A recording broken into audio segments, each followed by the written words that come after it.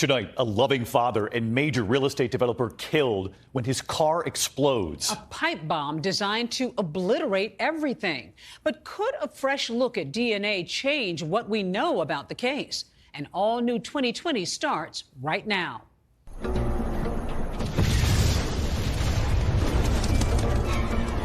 When they killed Gary, they killed Gary. I still can see it when I close my eyes. This windshield pops off the car and goes how many feet? 400 feet. I'm the killer. I got my gym bag, which fits in the country club scenario. Open the door, put it down, close the door. I walk away.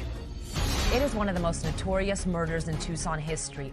He was a wonderful father. He was a true gentleman and a true kind person. They rubbed shoulders with people in high society. Everybody thought car bombing has to be a mob hit. Very spectacular. We're sending a message. Turns out, according to some, who didn't want him dead? A long list of persons of interest, an ex-girlfriend, an ex-wife, ex-business associates. It was pure obsession. His hatred was pure obsession. And we're going to reenact the bombing. Everybody's under. To see how it could have been done. 2, 1. Now we're starting to pick up some heavy components. That you can take what seems like a scene of classic chaos and create any kind of order out of it is remarkable to us. So what specifically did you find as you looked at all that evidence? And it was titled To Kill. And right at the top of the list was Gary Treno.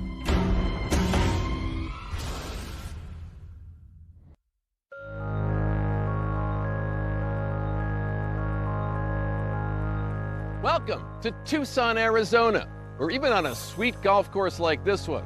The triple-digit temperatures and the blue skies above can transform in an instant.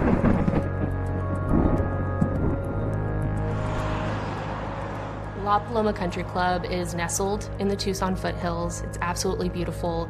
You can see the city, you can see the mountains. It's Jack Nicklaus Golf Course.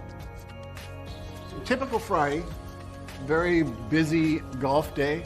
Wednesdays and Fridays were gambler days. And so about 5:15, 5:20, I was standing at the bar, and all of a sudden there was this thunderous boom. I heard this huge bang, and I rushed over there, tried to see if there's something I could do. Okay, what's going on there? Okay, there's some kind of an explosion in the country club parking lot. I'm not sure. We have one of the victims has no pulse. They've begun CPR. I guess it's a massive fire. It was some kind of an explosion. The building shook. I'd never felt anything like that. I immediately turned. I went out to the parking lot, and there was a car on fire, split open like a sardine can. I found a man still sitting in his seat, no pulse, pale, blood's gone out of him, just white. Dr. Sam Buttman had come up alongside the car towards me. He looked at me and he said, "Damn, he's dead." Ken Halligan knew who the dead man behind the wheel of the destroyed car was. He was a longtime member of the country club named Gary Triano. And there's a member, and he was playing with Gary, and he was sitting on the floor next to his locker, and he was just sobbing. They killed Gary, they killed Gary. But the question was, who killed Gary? And why would they do it in such a spectacular way? The blast had stopped Gary's gold Movado watch at 5:38 p.m. End of the line for a wheeler dealer who was unafraid to gamble on the golf course, or for that matter in the business world. And according to his lawyer, Ron Lehman, a man always ready to bet big on himself. Gary was a tall person who would command a room when he walked in. Dark hair, always had a nice suntan, always had a smile. He was larger than life. Starting in the 1980s, this former car salesman, he'd sought to take advantage of the population boom in Tucson by getting into real estate and land development and gaming on a Native American reservation. One of Gary's most successful projects was Indian gaming.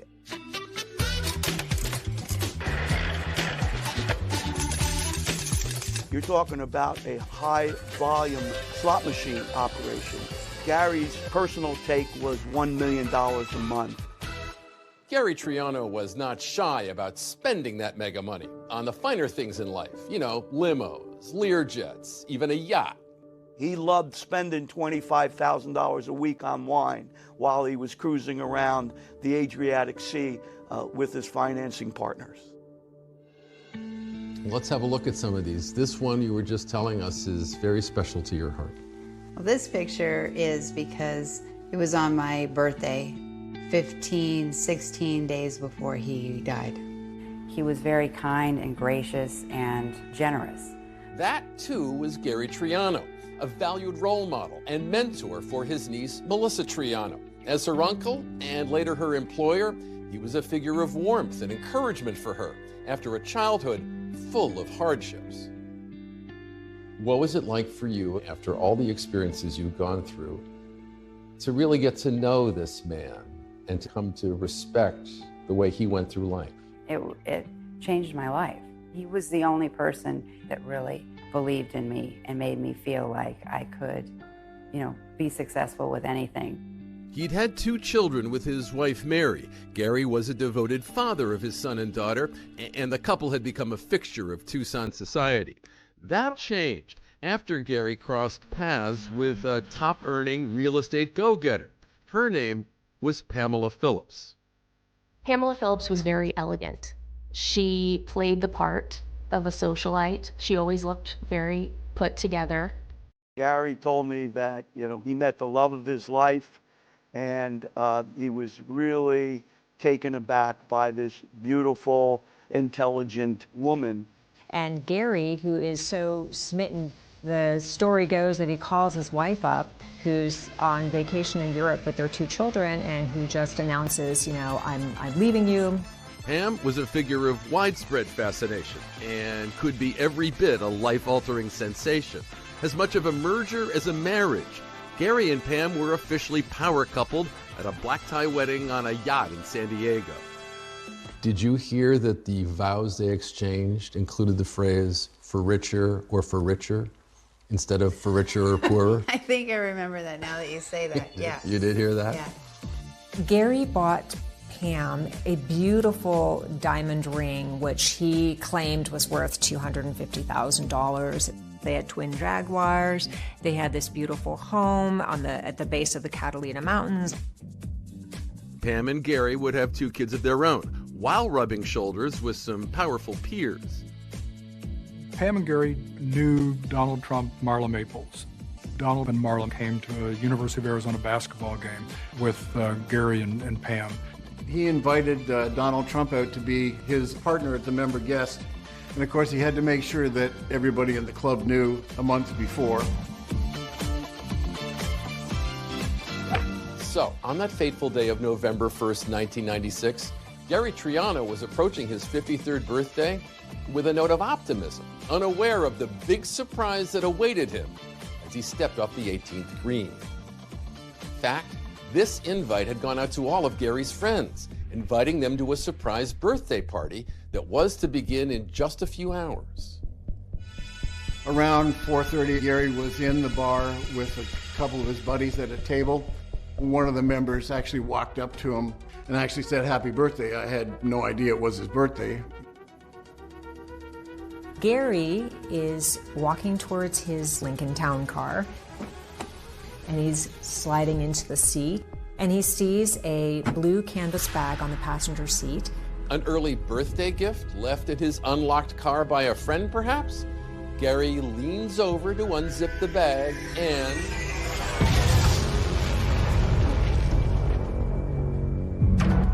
The impact of the explosion was incredible. The front windshield flew like 200 feet into the air and landed in the swimming pool. I'm at home, it's after hours, and I get a call from my sergeant, and basically he says there's been a car explosion at the La Paloma Country Club. Detective James Gamber was a newly minted detective with the Tucson Sheriff's Department, and he was brand new to homicide. This was his second case.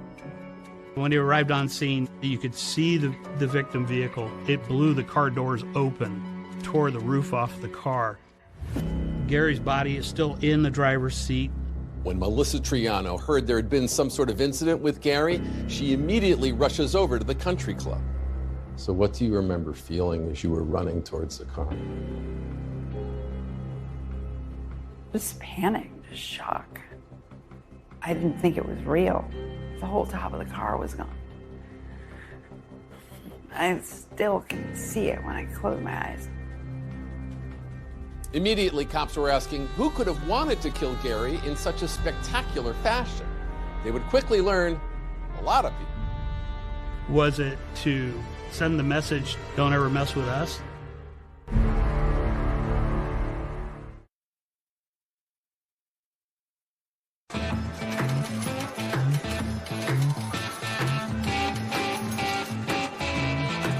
So in the movie Casino, Robert De Niro's character, closely based on the real-life mobster Frank Lefty Rosenthal, climbs into his 1983 Eldorado, turns on the ignition, and is engulfed in a fireball.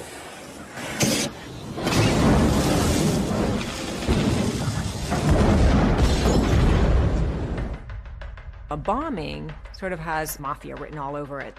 Who would want to detonate a bomb at a posh country club in broad daylight with, over 100 witnesses watching?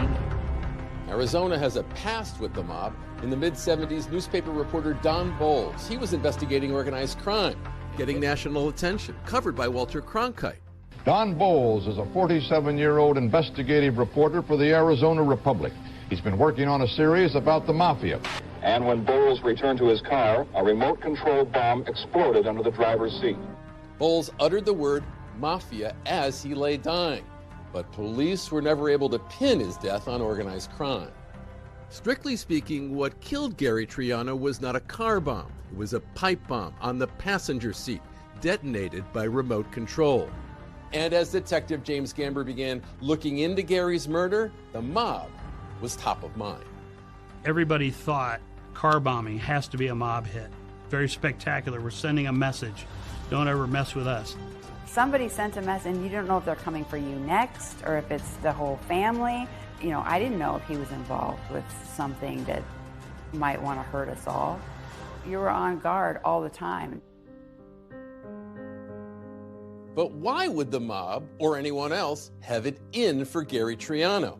Well, maybe because by the time he was leaving that country club on the first day of November 1996, he was no longer the high-flying millionaire everyone thought he was. In fact, Gary was flat broke.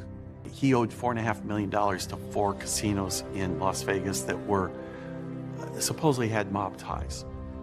Gary had owned chunks of undeveloped real estate. He'd invested in a radio station, even financed this misbegotten movie, The Mafu Cage, starring Lee Grant, Carol Kane, Will Geer, and an orangutan. Isn't he too big for her to handle? No, he's not. Normally, yes, perhaps, but he's very gentle. Did you ever see your uncle's movie? Oh my gosh, yes. In fact, I had a horse once and I named it Mafu.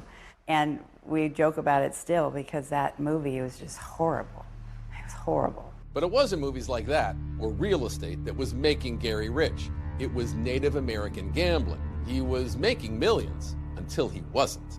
The Bureau of Indian Affairs threw him out of the administration of that contract. Gary personally lost $1 million approximately in monthly income. So suddenly now he's at a zero income, but his expenses and his lifestyle, continued. These things were happening during the real estate recession, so things hit the fan at once. Investigators set their sights on Gary Triano's financial dealings because he owed large sums of money to a lot of people. There were any number of suspects that the sheriff's department was looking at. There were Chinese investors, there were Mexican investors, there were mafia investors, all of whom Gary reportedly owed money to. It was a house of cards that was crumbling fast.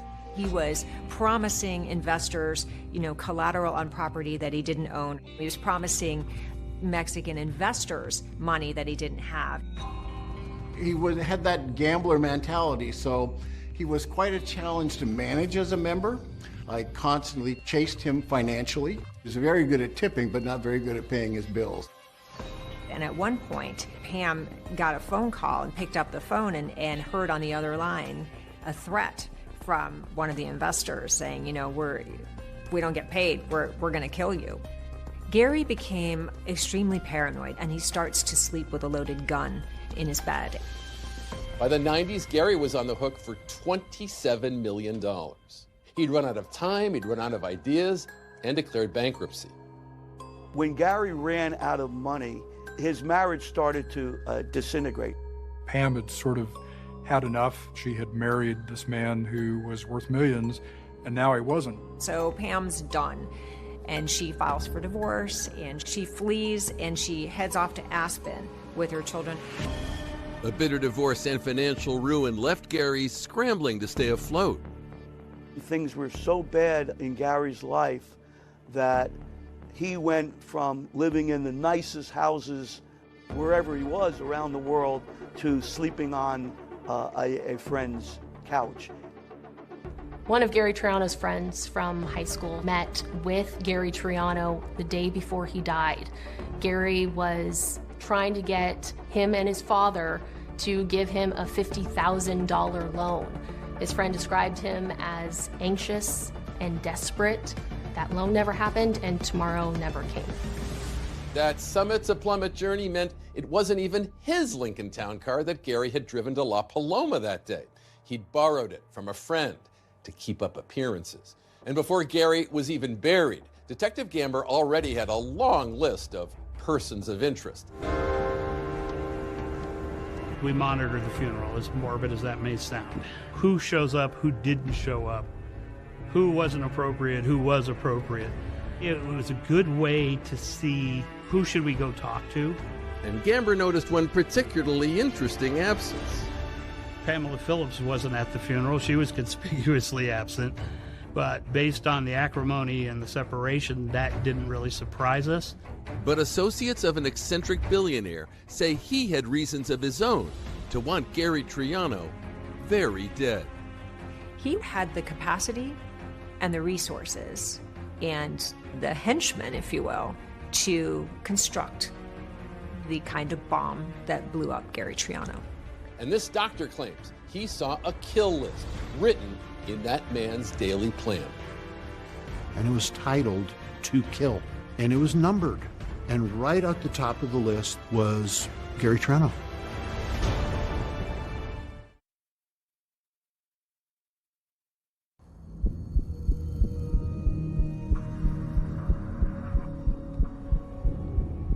At the Pima County Sheriff's Office, way in the back corner of the impound lot, after 28 years, is Gary Triano's last ride, that 1989 Lincoln Town car. Detective James Gamber showing up close just how devastating that pipe bomb was on that huge mass of Detroit metal. And this is Gary Triano. This is the car he was driving. And I know that there's been a lot that's been picked over this, and it's changed over the many years since this crime happened, but you can still see the incredible destruction that took place. This roof is supposed to be flat, essentially, isn't it? Essentially, right. It should lay right along this line. And you can, if you get a look down here at the frame, you can see where the floorboards have been blown off of the side body panels. Wow. Just by the force of that blast downwards. And the whole arc of this is the result of that bomb also. Right. Yeah. And this, you know, if you looked at this, almost looks like the path of travel of a bullet. Well, yeah. Technically it was. It's a projectile, shrapnel. So everybody knew it was Gary's car. The one thing Gary never did was lock his car. Lock his car, lock his doors. So I'm the killer. Right. I walk up here. I got my duffel bag, my gym bag, which fits in the country club scenario. Right. Open the door, put it down, close the door. I walk away. So finding that killer became Detective Gamber's main goal. There was a monumental list of individuals to go through. But only a few on it were known to have explicit feelings of rage against Gary. I mean, anytime you have a crime scene this large and this many witnesses, you have to follow every possible lead. For Detective Jim Gamber, one person with hints of rage was an ex-girlfriend whom he'd broken up with while she was pregnant with his child. There's a lot of people that talk about how volatile Robin Gardner was. Robin Gardner was pregnant when Gary left her. And according to investigators, Robin was so angry, she'd thrown a glass vase at his head. And this, of course, sent Detective Gamber down another path of like, okay, is this somebody else who might have wanted, Gary dead? But having met Robin and talked to her, it's like, nah. If it was going to happen, it was going to happen right there. It wasn't going to be, she was going to come back in 6 months and blow his car up.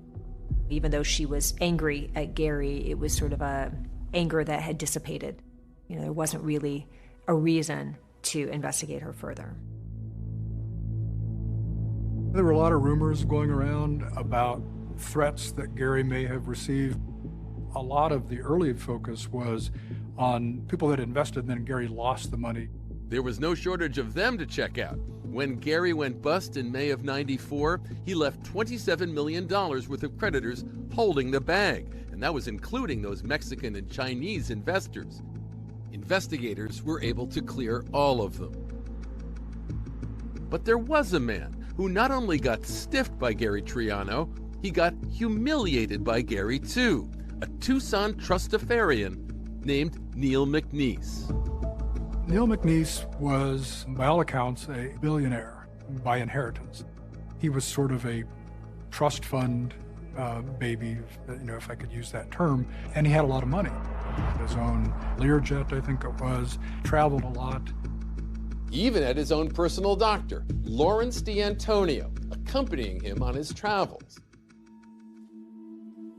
My job was to keep him alive.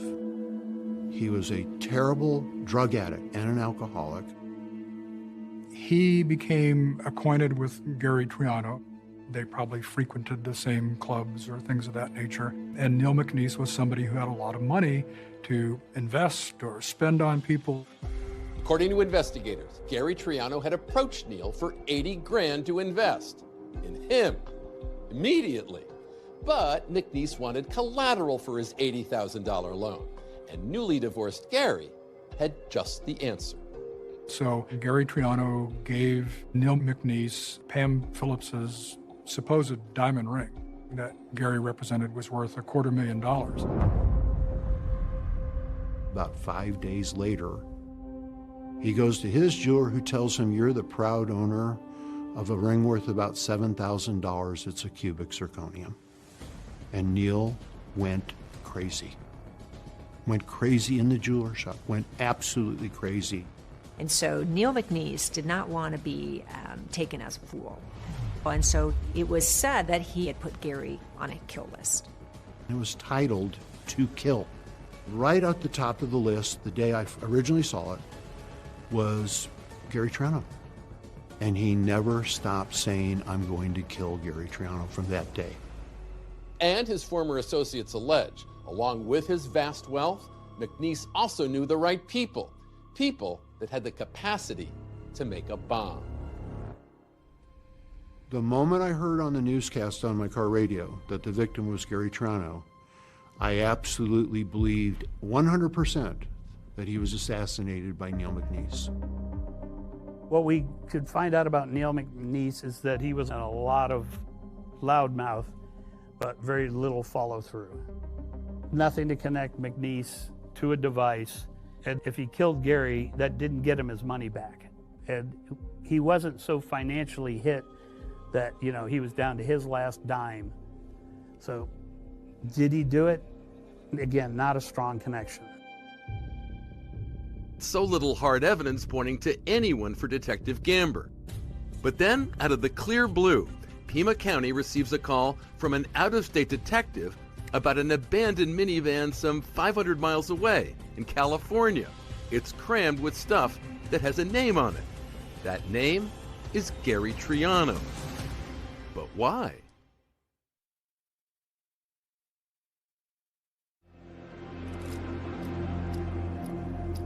800 miles away from the Tucson, Arizona desert, atop the snowy mountains of Colorado. Two cases are about to collide, and there's a tantalizing new lead about to emerge, thanks to a fraud investigation by Aspen detective James Crowley into a local named Ron Young. What I was hearing was he had a great, line to get into your business. He was going to do all these great things for you. I'm so awesome, and I'm going to make you a ton of money. Ron Young was someone who was, even for the mid-90s, fairly adept at computers and establishing an online presence even back then. He comes to the attention of Detective Crowley after two local businessmen allege that Ron has stolen more than $100,000, and they both want to press charges. If Ron became your business manager, he would instantly want all the books, access to all the financials, which gave him an opportunity to transfer money out of your bank account to his own bank account, get credit cards issued in his name on your account. So Crowley gets search and arrest warrants and sets out to pay Ron Young a visit at his place on Snow Bunny Lane. So this is Snow Bunny Lane, where Ron Young lived at one point. On the corner where the carport was Ron's house. So we get there and he's gone. He's nowhere to be found. Ron Young is 6'6", maybe 300 pounds. But where is he gone? 6 months later, Detective Crowley gets a call from the cops in Yorba Linda, California. What happened was that police in California find an abandoned van, and it's a rental van out of Aspen. Authorities discovered that the abandoned Dodge Caravan was rented by Ron Young. It was parked outside his parents' house. And it's an unlocked van. And so when police do come and they open the van, they discover some very unusual things inside. And as Detective Crowley learns, more than one of those things has Gary Triano's name on it. There's divorce documents between Gary Triano and Pam Phillips. There are maps of Tucson. There are lists of names of associates with Gary Triano. And they discover something else that's sort of unusual. It's a sawed-off shotgun. I mean, fraud suspects, they're not usually violent. It was Crowley's first encounter with Gary Triano's name, but he recognized the name Pamela Phillips because earlier that year, she had walked into the Aspen Police Department and accused Ron Young of stealing money from her bank accounts. In investigating Ron, there were 2 fraud cases initially, and then Pamela had come in to report the 3rd fraud case. Detective Crowley had an outstanding warrant for Ron Young's arrest. So why did his still-at-large fraud suspect appear to be all up in the business of this Gary Triano from Tucson, Arizona? Then came November 1st, 1996, and the morning after. I was sitting at my desk in the investigations office and reading the paper and saw the headline. It was the shocking pipe bomb murder of Gary Triano. And it kind of, when you get an adrenaline dump and you get that kind of metal taste in your mouth, and that's kind of what it was. And so Detective Crowley calls Pima County Sheriff's Department. And I said, here's what I have. You might be interested in this. And when Pima County gets this call from Detective Crowley, laying out the evidence retrieved from the van, especially those documents with Gary Triano's name on them, they finally have the connection they've been waiting for. So what was an Aspen fraud case now is firmly interwoven with our homicide case. Detective Crowley also hands over to detectives in Tucson a notebook from the van. Inside that notebook, a handwritten list of names, including Gary Triano's niece, Melissa. They brought it to me, and in that notebook was Melissa Triano, license plate Missy. My license plate said Missy on a black Corvette, and that was my car. So he had been following me. It was terrifying. But now, no one can find where Ron Young is or get any answers he might have.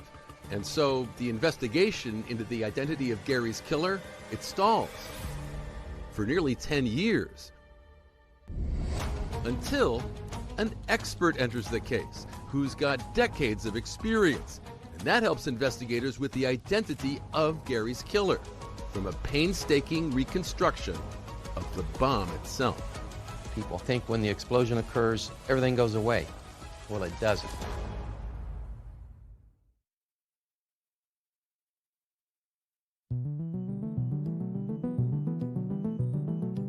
Here we are in New Mexico, Anthony. Yes. A typical land of enchantment landscape around us here, right? Kind of desolation and mountain desert area. So a decade after the murder of Gary Triano, the case has gone stone cold. The Sheriff's Department decides to invite one of ATF's top bomb experts, Anthony May, into the investigation, just to see if he could help determine who built that bomb that wound up in Gary's car. Anthony, when I think of blowing stuff up in New Mexico, I think of the movie Oppenheimer. Something in Los Alamos, right?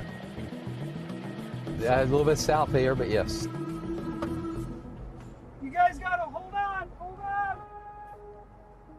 So if you go just outside Socorro, New Mexico, you'll find this 40-square-mile field laboratory, and it's called the Energetic Materials Research and Testing Center, EMERTEC for short. It's a research and training division of New Mexico Tech, and it's a place where highly skilled bomb specialists do their work with explosives. So we're blowing something up today, aren't we? Yes, we are. We're going to reenact a bombing that occurred in 1996 that ended up taking Gary Triano's life. Today, Anthony May is going to take us inside his field of explosive expertise and show us just how this kind of detective work can help authorities identify a killer. What kind of car is this that we're looking at right here? It's a Ford Mercury Grand Marquis. It's not the exact vehicle, but it is similar in body style and chassis. Meliton Flores is a research engineer and assistant director here at EMERTEC. He and his team are the ones who found the car and put together a pipe bomb, all closely resembling Gary Triano's car and what was inside it on the evening of November 1st, 1996. Will be safely tucked away in the upper bunker. We have a flag that you'll see behind your shoulder there. That flag is currently in the down position, which means that testing is imminent. The EMERTEC engineers have these high-speed cameras ready to film the explosion at 20,000 frames per second. Morning, everybody. So today we got a recreation shot of a 1996 bombing in Arizona. It's gonna be a pipe bomb. Once the bomb goes off, we're gonna wait until for Merkel he'll give it the all clear. It's the desert, it's hot, so drink plenty of water. We got snakes, we got scorpions, we got spiders, so watch out for all that. Tesla. Yeah, hold on. Let me do a quick roll call up here. Like with the Triano case, the pipe bomb is placed in a blue canvas bag and it's positioned on the passenger seat. The technician spools out the firing fuse. We take cover in a bunker some 2,000 feet away.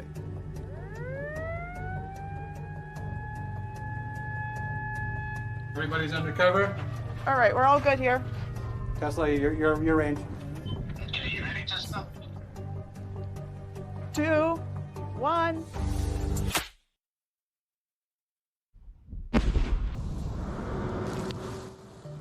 Every bomb scene tells a story, and the debris scattered by this bomb is much like the debris that was scattered after the bomb that exploded in Tucson on November 1st, 1996. Debris gathered up by law enforcement that Anthony May would go on to analyze. So after the all clear, we move in for a closer look. It would be up, most of our is going to be up over that ridge. Well, we're going to walk into the blast scene. Now we're starting to pick up some heavy components, and now we're going to decide, is it from the car? Is it from the bomb? And what I'm seeing is car parts here, the door handle. As I can see already, the roof of the car is over here. Looking at the roof of the car, most of our fragments went straight up. Does it matter to you that it went straight up? It'll tell me the orientation of that pipe bomb. That you can take what seems like a scene of classic chaos and create any kind of order out of it is remarkable to us. That's the objective. Take a look at what the crime scene is telling you, what the evidence tells you, and then go from there. It is one of the most notorious murders in Tucson history. Opening statement. Back in 2005, it was Anthony May taking the fragments of that 1996 bomb that killed Gary Triano and reassembling the device, hoping that the process would offer some leads in a case that had grown cold. This is actually a picture of when Jim brought the evidence up to me. It's just kind of like a puzzle now. I am trying to match pieces. This is the pieces of the pipe. So what specifically did you find as you looked at all that evidence? People think when the explosion occurs, everything goes away. Well, it doesn't. There's 95 to 99% of the device still there. It's in just different configurations. I was able to determine the size. It was about a 17-inch pipe bomb.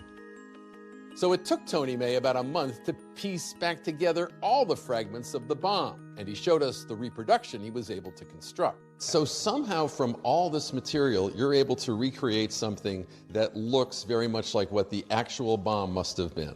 Yes.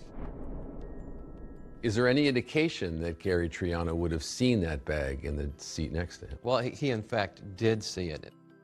There was a witness that said that he saw Gary Triano get in the car and then lean over into the passenger seat, meaning that the bomber was also somewhere close by with the remote control device, and when he saw him lean over the bag, that's when he initiated the device. And just like any puzzle, once the pieces start to fit together, there's a picture that emerges that would eliminate some suspects and start to bring others into sharper focus. We had found a piece in the debris here of parts that were soldered together. There were globs of solder. The globs instantly told you, not somebody who does this on a regular basis. Doesn't do it on a regular basis. The question to me was, is this a professional hit? Are we dealing with a mafia? From the design, the construction, the soldering, the battery, I don't see that. Turns out the outdated 6-volt battery used on the bomb was also a clue about the bomber's age.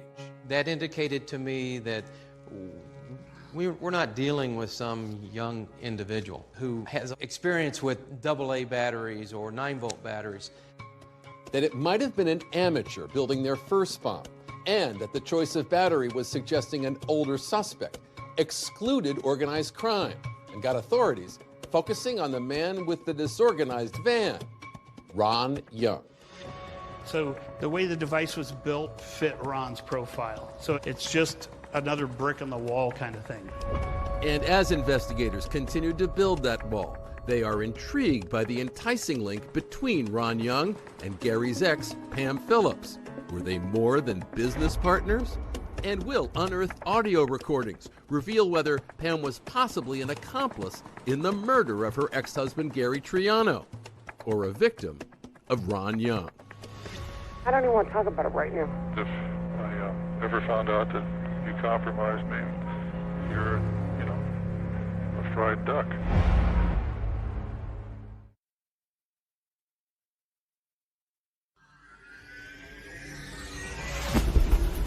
It's a story about sex, lies, and audio tape, and a sensational bombing. It was something that absolutely shook Tucson to its core. It was horrific. It was violent. I'm the killer. I got my gym bag, open the door, put it down, close the door.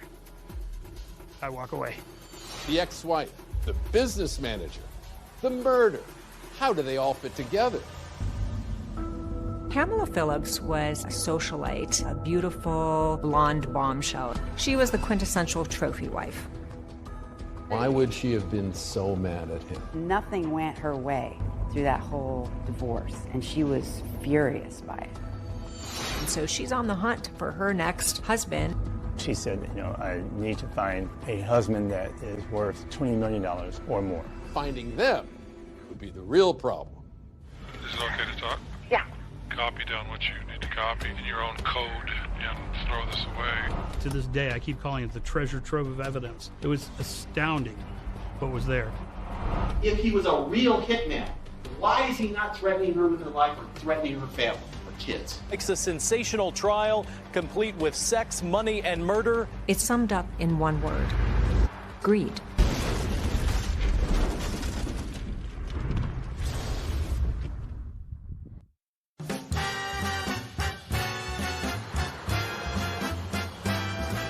Here in Tucson, Arizona, handsome, self-confident land developer Gary Triano was married to Pamela Phillips, herself a charismatic player in Tucson real estate.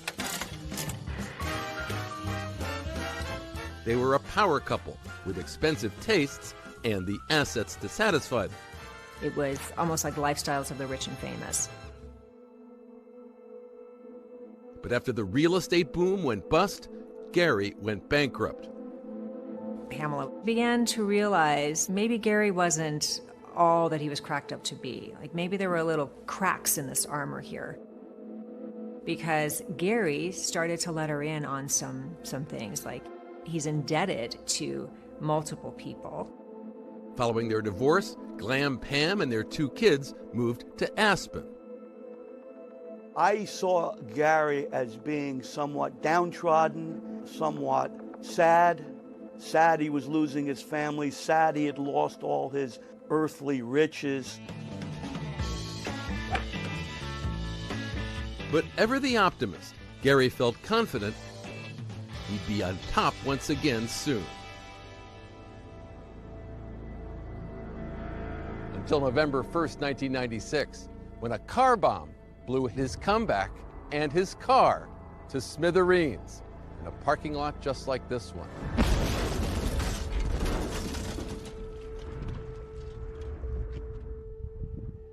But who or what wanted Gary Triano dead? Despite Pam and Gary's bitter divorce, investigators could see no immediate connection between Pam in Colorado and Gary's pipe bomb murder in Arizona, until cops stumbled across that minivan in California belonging to Ron Young, packed with documents with Gary and Pam's names on them. It was great because we had no association with Pam and the murder until then. Before we had Pam was in Aspen, the bomb went off in Tucson. How could Pam have pushed the button? Okay, now we have that connection. We have Ron Young bridging that distance for us. Pima County investigators needed to understand the complex relationship between Pam Phillips and Ron Young. According to friends, that relationship had begun here on Aspen Snow Bunny Lane, where Ron Young lived. Pam was practically his next-door neighbor. And at the time, Snow Bunny Lane in that area was where kind of working people, doctors, lawyers, normal people in Aspen lived. It was not Pam Phillips' kind of neighborhood, a long way down from that mansion in Arizona. So she asked her neighbor, Ron Young, to help out on her business idea. It was an astrology website called starbabies.com. If your baby was born under a certain time, you could get their zodiac and all that. It was that type of thing that Pam wanted to do and start up a little business like that. And he helped set that up. A new-in-town ski instructor who'd gotten a side gig as a live-in nanny for Pam's 2 kids, Kevin McDonald says he saw a lot of Ron Young. He would come over and spend time with Pam and was helping her with the star babies, and then he would have dinners with her. And I could see that there was more than just being the down the street neighbor after the kids were asleep. Pam didn't want them to see them being intimate or being more than just friends. Kevin would recall Pam as a good and caring mother to her kids. But according to Pam's friends, starbabies.com and Ron Young were only part of her plan to return to the top of the mountain here in ski country. Pam was always out in the different private bars and private clubs in Aspen trying to meet rich men. And because she said, I need to find a husband that is worth $20 million or more. If it was Pam's long-term goal, it was fueled by her short-term needs. She was running out of money. And for that, she blamed Gary Triano. Why would she have been so mad at him? Nothing went her way through that whole divorce, and she was furious by it. And she wanted money. She needed money to continue her lifestyle. Once Pam and Gary had cruised on luxury yachts and private planes. Now, Pam was steamed that Gary was making her pay to fly the kids back to Aspen after his visit with them. Pam told me one night after I put the kids to bed, she just said that she was down to her last $60,000. So I knew that she was worried. She was bleeding money. She wasn't making any money. Pam was convinced that Gary was hiding assets, so allegedly she asked Ron Young to find them. Pam's chief complaint during this entire relationship is she's not receiving enough child support from Gary, and he must be hiding assets. But Ron is still really pissed off that he's not being paid for his services. Because of their business relationship, Ron had access to her accounts, and he allegedly started taking out money for himself. That's what led Pam to report Ron's alleged fraud in the first place. Yet it wasn't long after that Ron Young skipped town and vanished. He was one step ahead of an Aspen arrest warrant. After Pam came in the initial time, and I asked her to provide follow-up documentation, she never came back. Ron Young is nowhere to be found, but Pima County sheriffs decide to talk with Pam. And then when you go to interview Pam, she minimizes Ron Young. Oh, he was not involved in my life. He gave me a little financial advice and things like that. Yet less than a year later, Pam is out of Snow Bunny Lane and into a $1 million home. Why were authorities so interested in her change of fortune? Pam had 2 million reasons to kill Gary.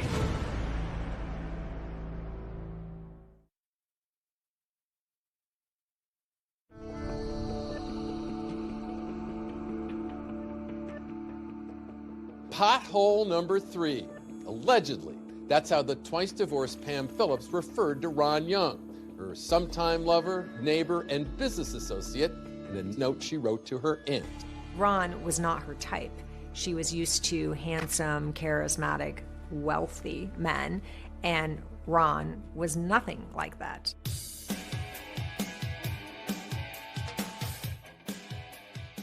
When Pam moved up to Aspen, she purported not to have any money and was in financial hard times.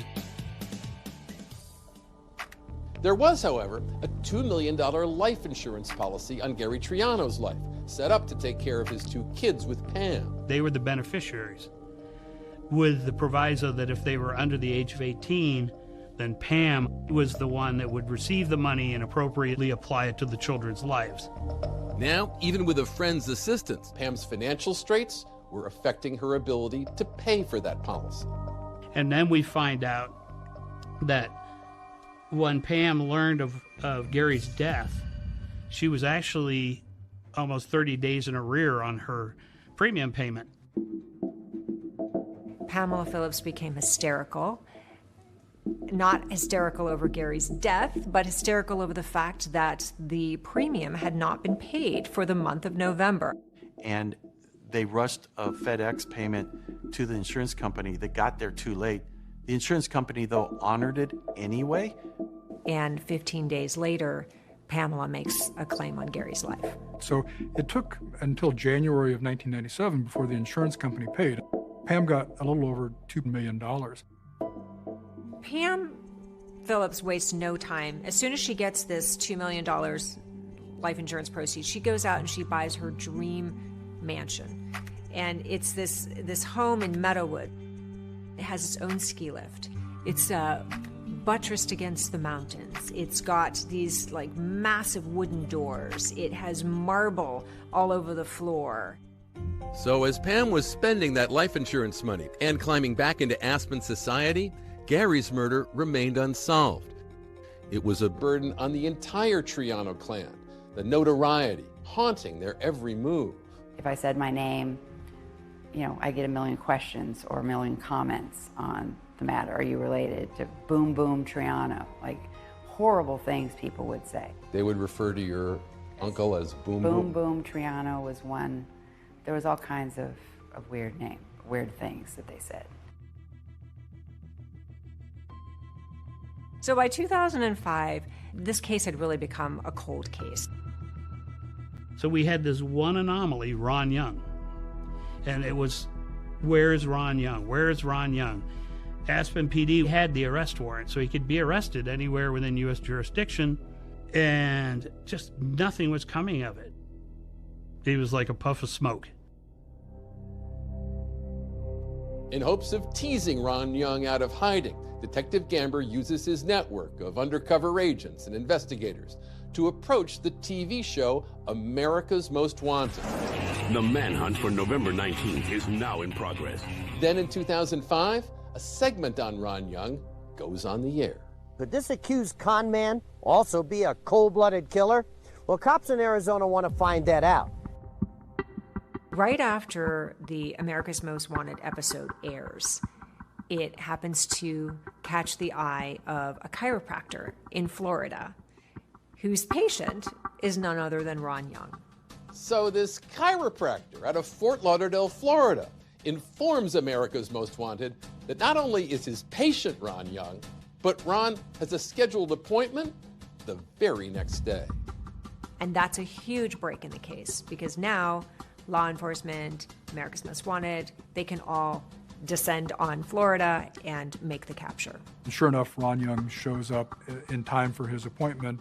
After his appointment, Ron is returning to his car when Broward County's fugitive unit makes the arrest. All of it captured on America's Most Wanted.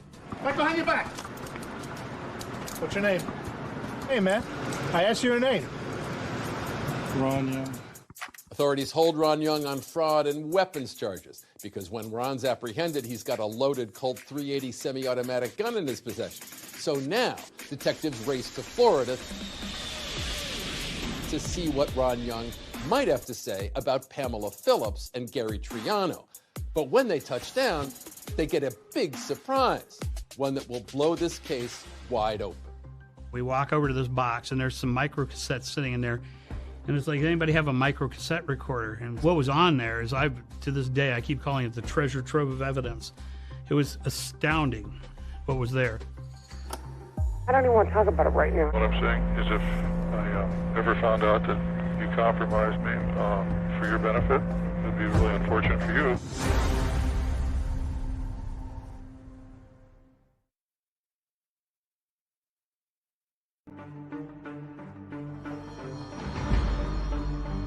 After being featured on the show America's Most Wanted, Right behind your back. Ron Young is arrested in Florida. Hey, man.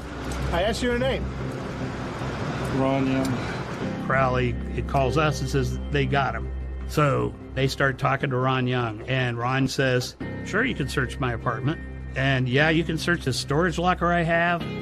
He gives them kind of an extraordinary gift. And it's like he's opening up his treasure trove of evidence for law enforcement.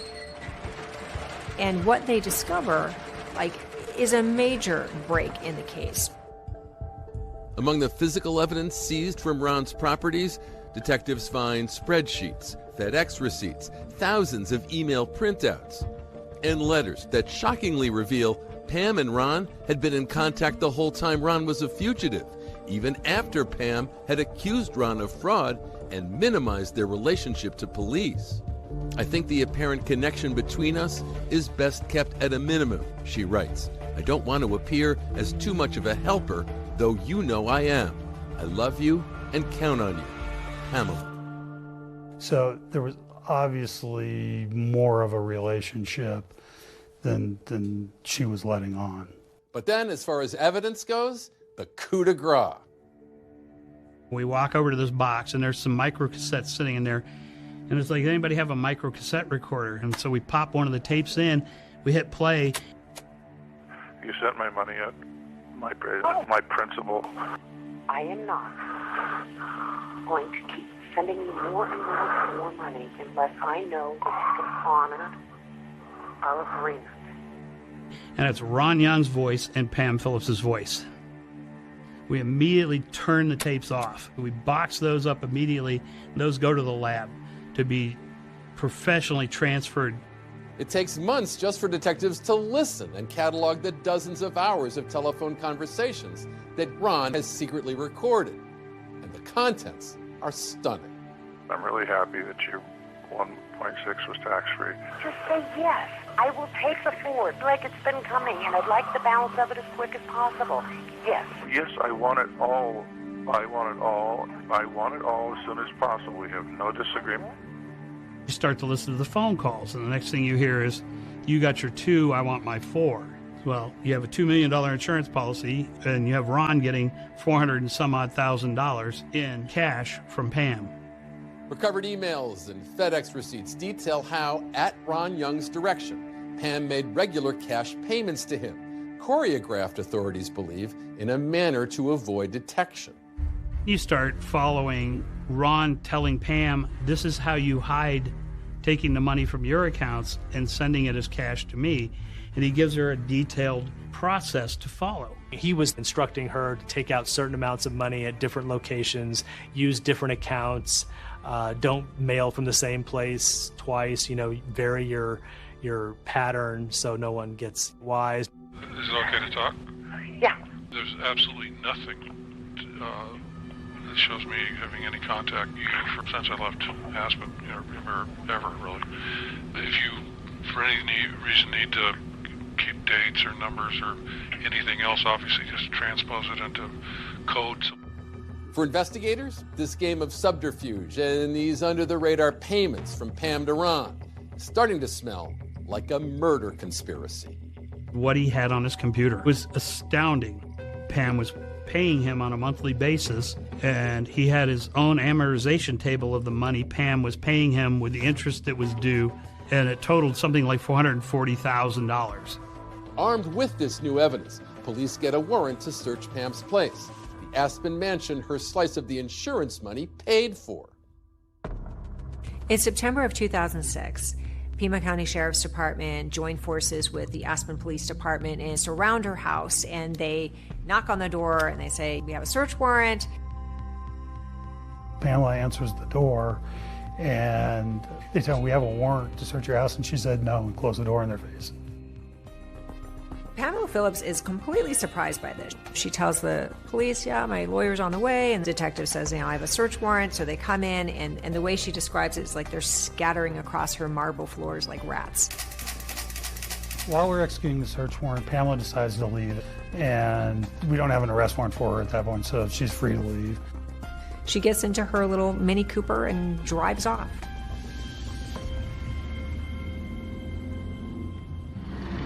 Meanwhile, after pleading guilty to firearms charges, Ron Young is sentenced to 10 months in prison in Florida. After his jail term, he's sent back to Aspen. He gets extradited to Aspen to face the fraud charges. And it's there that the fraud charges get dismissed. After the charges are dismissed in Aspen, we don't have enough to charge him with the homicide yet. So he is free, but he's on parole from the federal prison. Ron Young moves to his parents' house in Yorba Linda, California. So there's all this stuff that's coming together. There's the suspicions about the life insurance policy. And now we've got Ron Young, who's an associate of Pam Phillips, and all these things in the van in California, the names and a notepad of people associated with Gary Triano, maps of Tucson, receipts from a hotel in Tucson near where Gary was living at the time. After nearly 12 years, the police finally obtained arrest warrants, hoping to bring long-awaited justice in the case of Gary Triano. We're going to do a simultaneous arrest. We've already put surveillance teams in Aspen, surveillance teams in Yorba Linda. We hit Ron and we arrest him. We go to hit Pam and we do a records check on her, and we find out she flew out of the country to destinations unknown. She was gone.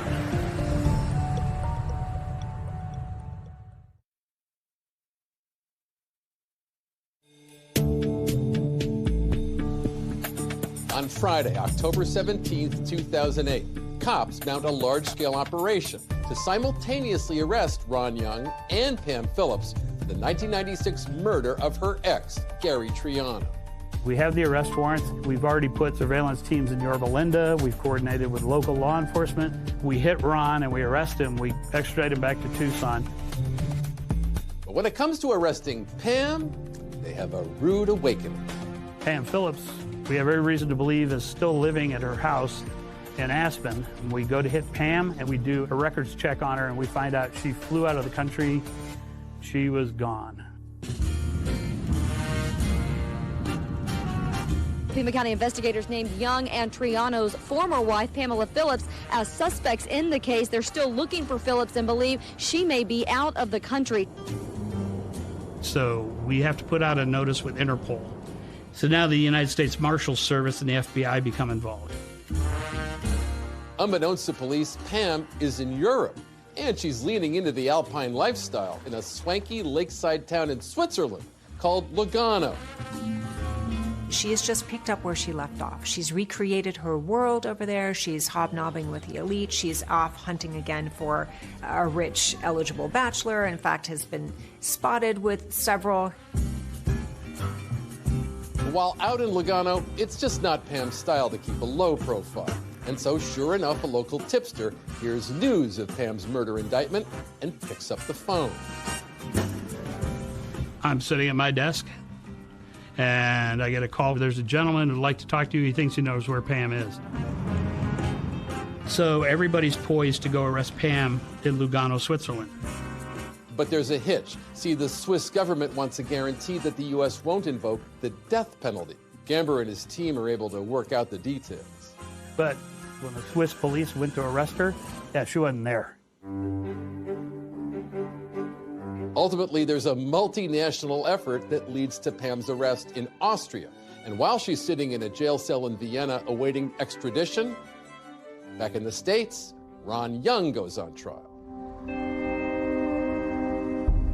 The trial itself started in March of 2010. We had been doing pretrial litigation for at least a year and a half leading up to that point. Some of the challenges that the prosecution faced in Ron's trial was that it was a circumstantial evidence case. They didn't have any direct evidence that linked Ron Young to the bomb. The prosecution acknowledges no one reported seeing Ron in Tucson on or around November 1st, 1996, nor did he have anything in his possession specifically tying him to Arizona or to Gary Triano on the date of his murder. However, the prosecution does have Anthony May. My job was to determine what was used and build a reconstruction of the device, and then the device was used to present it in court for his prosecution. He was able to recreate the entire bomb all the way down to the battery purchased from Radio Shack, the remote-controlled air switch used to operate it, to detonate it, and even down to the duffel bag purchased from Walmart. That was an impressive display in front of the jury, I think. And the prosecution also had those micro cassette tapes. I helped you on something that was, beyond what anybody else in the world would probably do, and I think that deserves some consideration, since you're living off the benefits of it. The prosecution makes the case that in their conversations, Pam and Ron were talking about the murder of Gary Triano. I am not going to keep sending you more and more money unless I know that you can honor our agreement. The prosecution points out to the jury an email that surfaced from Ron to Pam, referring to Gary as an 800-pound monster. The communication between Ron and Pam was the crux of the case. The defense countering that Ron was simply extorting money from Pam. What Ron did was not private. It was blackmail Pam. Then there was also an out-of-the-blue prison witness with a prosecution-perfect account to tell the jury. Andre Mims, a cellmate of Ron Young's when he was in prison for the 2005 gun charges. He looked me in my face. He said, Andre, I blew that up in his car. For the prosecution, Ron Young's one statement to Andre Mims, how he blew Gary Triano up, might as well have been a confession. But the defense claimed this testimony was made up and immediately called for a mistrial. The motion was denied. I think we felt confident. I mean, as a prosecutor, even on a strong case, you're always concerned about the potential one outlier juror that could lead to a hung jury. After 13 hours, the jury reached a verdict. For the defendant, Ronald Kelly Young, guilty of the offense of first-degree murder. Ron Young was found guilty of first-degree murder and conspiracy to commit murder. Ron Young is sentenced to life in prison. We can't tell you how many times we thought we would never see who killed my father. But for Gary Triano's family, the story is far from over, and justice has not been served yet. We still need Pam, and there's a long road still with that. That long road would lead to a fateful night in July 2010. A plane with Pam Phillips on board, making its way from Vienna to an airport in Arizona, where Melissa Triano and Detective Jim Gamber were waiting. I think her flight came in at midnight, and we stood outside of the airport and watched her come off the plane. Pam's comment to the U.S. Marshals was, if Gamber's in the airport, I'm not getting off the plane. They walked her out of the jetway, turned her over to me. They had to walk her all the way out to a patrol car. I wanted her to see our faces and to know that we were never giving up on bringing her to justice. As Pam prepares to go on trial, her public defender would mount an ambitious murder trial defense. This will not be a short trial when it starts. Phillips' defense has listed about 100 witnesses. He's making these threats to embarrass her. He knows that she is in all these newspaper articles. Could he surprise everyone and get Pam a not guilty verdict?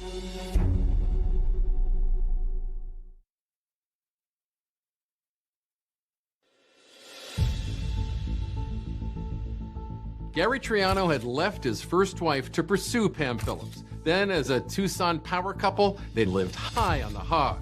Now, 17 years after he was killed, Pam Phillips was on trial for Gary's murder. For anyone who likes a sensational trial, complete with sex, money, and murder, this one was worth the wait. It has it all. The trial began February 2014. There was a ton of attention and anticipation. All eyes were on Pamela Phillips. I think it was probably the biggest case we've ever had. The Aspen socialite on trial for killing her ex-husband with a car bomb. Pamela Phillips maintains her innocence, but prosecutors say they can prove she's a killer. For the Triano family, this case represents the ultimate hope in finally bringing justice for Gary. How was that trial for you and your family? It was very difficult to sit through when photos or evidence was going to be shown that would be hard. I would get up and walk out. What made it imperative that you be there then? It was knowing the truth. Prosecutors argued that the main reason that Pamela Phillips orchestrated this murder on her ex-husband was the $2 million life insurance policy. The bulk of our evidence came from Ron Young, the FedEx receipts, the phone calls, the emails that Ron Young had saved. With records taken from that abandoned minivan in 1996, prosecutors argue how Ron Young closely surveilled Gary Triano's comings and goings, as well as those of Gary Triano's relatives, which included very specific details about Melissa Triano, who took the stand. The last line has your name on it again, correct? Yes. Melissa Triano. Just above your name, what does it say there? Corvette convertible niece. The prosecution then brings out a key witness, Laura Chapman, a former friend of Pam's, who recalls a conversation she says she had with Pam before Gary's death. She said that she should just hire a hitman, have him taken out, and that the insurance policy was a $2 million insurance policy. And she said it would just be really easy to do because he was so predictable, because he played golf every day. The defense claimed Laura's memory was faulty and that Pam was not desperate for the life insurance money because she'd lapsed on that last premium payment. If you're going to do a murder for hire for the insurance money, aren't you going to be sure that the insurance policy is in place and has been paid? But for the prosecution, big piece of the puzzle were those taped phone conversations between Ron and Pam. discussing Ron's alleged $400,000 cut of that life insurance policy, where, in the view of the prosecution, Ron says the quiet part out loud. Right now, I want to know that we are capping it at 4. I don't want this nebulous thing out there that we're supposedly supposed to. It's not nebulous. Listen to me. I am very serious about this. Well, I tell you, you're going to be very serious when you sit in a women's prison for murder. Oh, yeah. That, for the jury, was our smoking gun. But defense attorneys assert Ron and Pam were not talking about the murder of Gary Triano. Instead, he was extorting Pam for money. I'm terrified of everything. I know. I mean, I'm living in total fear. He's making these threats to embarrass her. He knows that she is in all these newspaper articles as a suspect in her ex-husband's bombing. He wants to threaten her reputation in the Aspen community. If he was a real hitman, why is he not threatening her with her life or threatening her family or kids? That's what happens when you have a cold-blooded killer. The defense doesn't just try to point out how neither Ron nor Pam could be tied directly to the bomb at the scene of the crime. The defense goes one step further and says the culprit is somebody else entirely. Hot-headed billionaire heir Neil McNeese, out that 80 grand to Triano and enraged by his lies and deceit. Neil McNeese. He lends Gary $80,000 and gets a ring for collateral. He finds out the ring is only worth $8,000 and he's livid. He's furious. He threatens to kill Gary per Dr. D'Antonio. Remember, Dr. D'Antonio had come forward after Gary died, claiming that Gary Triano was on Neil McNeese's alleged kill list and that he was responsible for Gary Triano's death. Lawrence D'Antonio was called to the stand, and this was really the crutch of the defense's argument. I wouldn't describe Neil as a friend. I heard Neil say he was going to kill Gary Triano probably 10,000 times. It was pure obsession. His hatred was pure obsession. The defense argues that McNeese not only had motive, he also had the means, with a woodworker friend named Jerry Capuano, who they claim had a shop and the know-how to make a remote-controlled pipe bomb.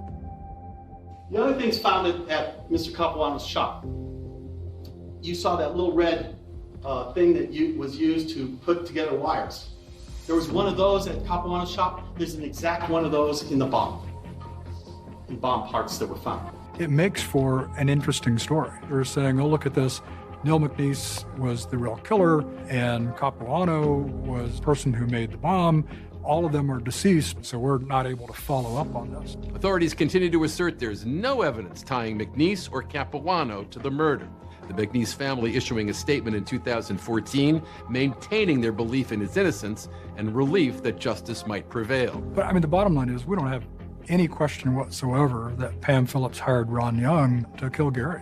Pamela Phillips never testified during the entire trial. We got glimpses of her personality, right? During the trial, she would look at the camera, she would smile at the camera, even mouthing the words at one point, "I love you," to the camera during court proceedings. The camera had always loved Pam right back. Now, after 2 months of testimony, it was time to see what a jury would feel about Pam Phillips as they decided her fate.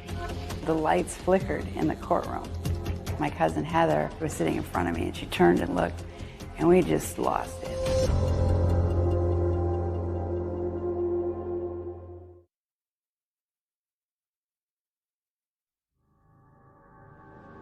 We're on verdict watch as jury deliberation continues in the Pamela Phillips murder for hire trial. The Aspen socialite is accused of hiring... After 26 days of testimony, with 100 witnesses, 670 exhibits, the fate of Pam Phillips lies in the hands of the jury. To find the defendant, Pamela Ann Phillips, guilty of first-degree murder.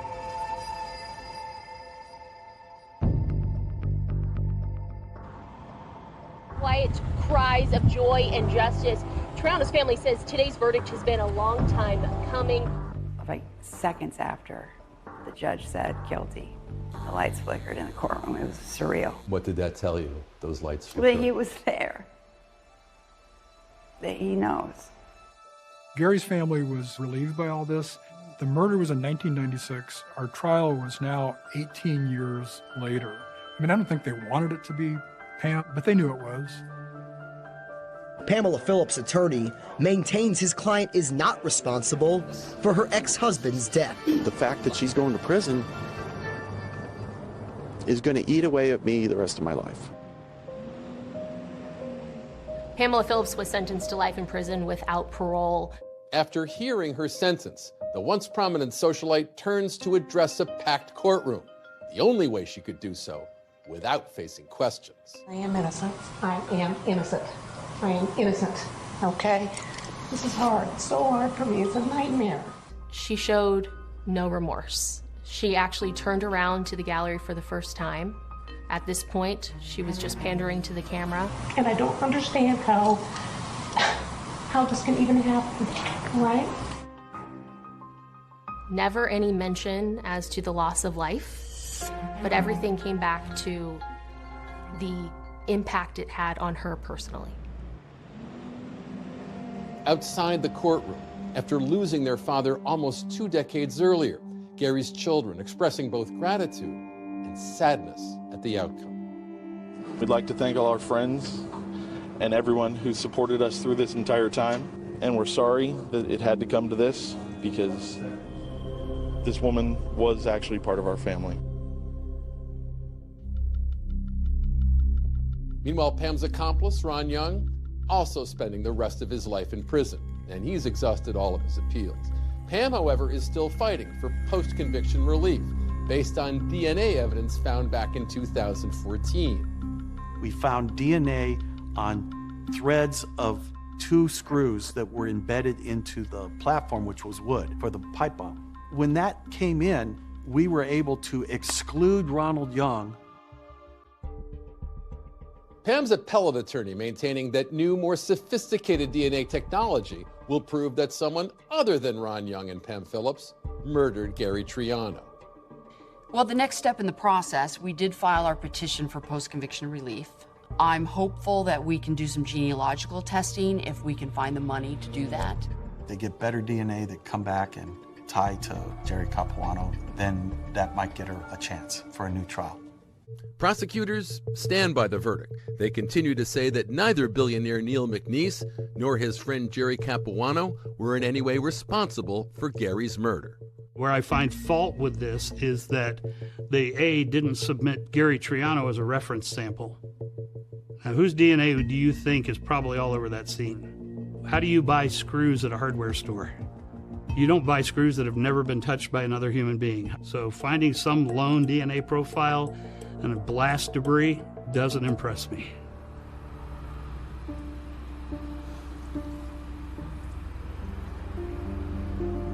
How do you like to remember your Uncle Gary? Every November 1st, I would go to La Paloma Golf Course and put flowers in the 18th hole. At a local cemetery, there's a bench inscribed with his name and Gary's favorite poem, Rudyard Kipling's If, the classic tribute to the same endurance and optimism that Melissa always saw in her uncle, who in the face of life's setbacks and defeats sought always to remain admirably strong. Would you mind reading part of it for us out loud? If you can meet with triumph and disaster and treat those 2 impostors just the same, if you can make one heap of all your winnings and risk it on one turn of pitch and toss, and lose and start again at your beginning, and never breathe a word about your loss. And that's just how my uncle lived.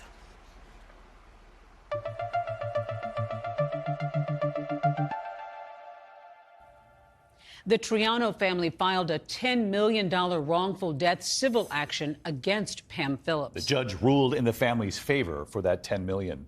That is our program for tonight. Thanks for watching. I'm David Muir. And I'm Deborah Roberts. From all of us here at 2020 and ABC News, good night.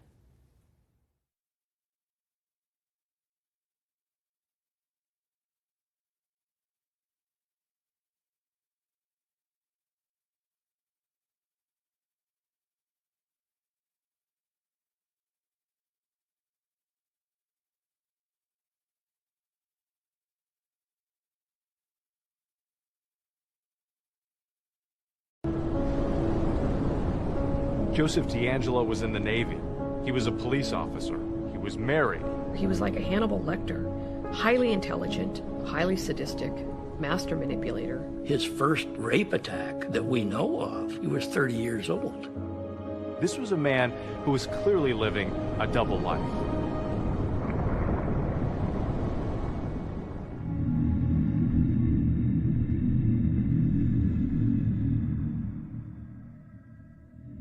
A man in a leather hood entered the window of a house in Citrus Heights and sneaked up on a 16-year-old girl watching television alone in the den. He pointed a knife at her and issued a chilling warning. Make one move and you'll be silent forever, and I'll be gone in the dark. Crime after crime, it was that same terrifying MO. I saw a flashlight shining down the hall, and I thought, now that's odd. The leather gloves are really remember because they made kind of sound, you know, when they moved. He started ripping sheets or towels, I'm not sure, but it was very methodical and it was very slow. It was a time when a vast area was terrified of one evil being. This was a criminal who went by many different names. He was known as the East Area Rapist in Sacramento County, the original Night Stalker in Orange County. A 29-year-old wife was raped while her tied-up husband had to listen. A 17-year-old girl was attacked here. He would put his knees on the victim's chest, and he had a gun in one hand, a flashlight in the other. Peepings, prowlings, stalking. Over 100 burglaries. Police think he checked the home out before he strikes. He put plates on the man's back, and he told the man, if I hear these rattle, I will kill your wife. At least 13 homicides. This is a sustained campaign of cruelty and viciousness that lasted for decades. Welcome to Crime Scene, a podcast that examines real-life crimes. I'm Michelle McNamara of TrueCrimeDiary.com. Michelle McNamara was a true crime blogger. She was a writer and producer. She was a citizen detective and a true crime writer. Very much being a mom during the day, very much writing about true crime at night. She was working on all different types of unsolved cases. Then she found a case that really dug its claws into her. What turned him on was terror. The East Area Rapist, original Night Stalker, is California's most prolific serial offender. He murdered more people than the Zodiac Killer, but has little name recognition. Partly that's because he moved between communities, and his crimes spanned 10 years. Everything about it is mystery, and it has such a boogeyman aspect to it. Michelle used to talk about this case, and the thing that boggled her mind is that people didn't know about it. This was one of the most horrific serial killers in history, and nobody talked about him. It's summer, 1976. It was the bicentennial. It's all about happy days. Laverne and Shirley. Hassenbeff Incorporated. In those days, the middle class in America was thriving. We felt safe, but the crime rates were going up. But suburban Sacramento was considered a safe place in the mid-70s. You could ride your bike all over town. My parents would just tell us be home before dark. People didn't lock their doors, they left their windows open, especially people close to the river. We'd get the Delta breeze. Everything changed in the summer of 1976. An attack occurred in Rancho Cordova. A young lady woke up, and there's a guy standing in the doorway. They blindfolded her, tied her up, and then sexually assaults her. This is the first known sexual assault attributed to the man we know as the East Area Rapist. Nobody knew about the first attack except the police. The first attack, the second, the third, the fourth. When this first started in Sacramento, a lot of the people didn't know what was going on. They didn't put it in the paper at the time. The press had not yet covered it because Sacramento County Sheriff's Department asked them not to. There was a reason for that. That if you put it in there, the suspect's going to know that you're looking for him. At the time the rape started happening in Sacramento Sheriff's Department didn't have a specialized sexual assault unit. Just whoever had a free caseload, you know, that could take on another case. And so I did not become involved with these cases until rape number 5, when it was Jane Carson. I was 30 years old. I was married with a 3-year-old son. My husband was stationed at McClellan Air Force Base. Jane was a nurse. She was a colonel in the Air Force Reserve. It was about 6:30 in the morning. My 3-year-old son hopped in bed with me for a snuggle. I heard the garage door close and I knew my husband had just left for work. I saw a flashlight shining down the hall and I thought, now that's odd, and I screamed out to my husband, "What have you forgotten?" And there was no answer. Then the rapist, all dressed in ski mask and dark clothes, shining a flashlight at her. He told us with clenched teeth, "Shut up or I'll kill you." He tells her to turn over and he's going to tie her up. He gags us, both of us. He blindfolds us. And he ties us up with shoelaces, very tight. His next move was to move my son. I was already scared to death, but this is where the fear really took place. All she's thinking about is the life of her little boy and saving him. After the rape was over, praise the Lord, he moved my son back next to me. I could feel his body, and then I was relieved. So we hobbled around to the front fence, screamed for a neighbor. She called the police. And then Carol Daly, the female detective, showed up. And I call her my angel. One of my great heroes of this story is Carol Daly. She was an investigator for the Sheriff Department in Sacramento. She was asked to go out and interview the victims. Maybe something that the man said, or something that he did to you, or something that you recall hearing. Through that process, she was able to glean a lot of information, like what he would say to his victims. And sometimes he would call out a name. In one of the cases, the victim said that she heard him crying and saying Bonnie. For years, detectives didn't know what to make of this name. Who's Bonnie? Bonnie was not a victim, but a mystery woman at the center of the case. Bonnie was the girlfriend and then fiance of Joseph DeAngelo. One of the first women to get a real glimpse of the psychopathy behind Joe DeAngelo was Bonnie Caldwell. She's 18, really smart, going to a community college studying nursing. And she's in the middle of the quad, and this older guy ambles up to her and begins a conversation.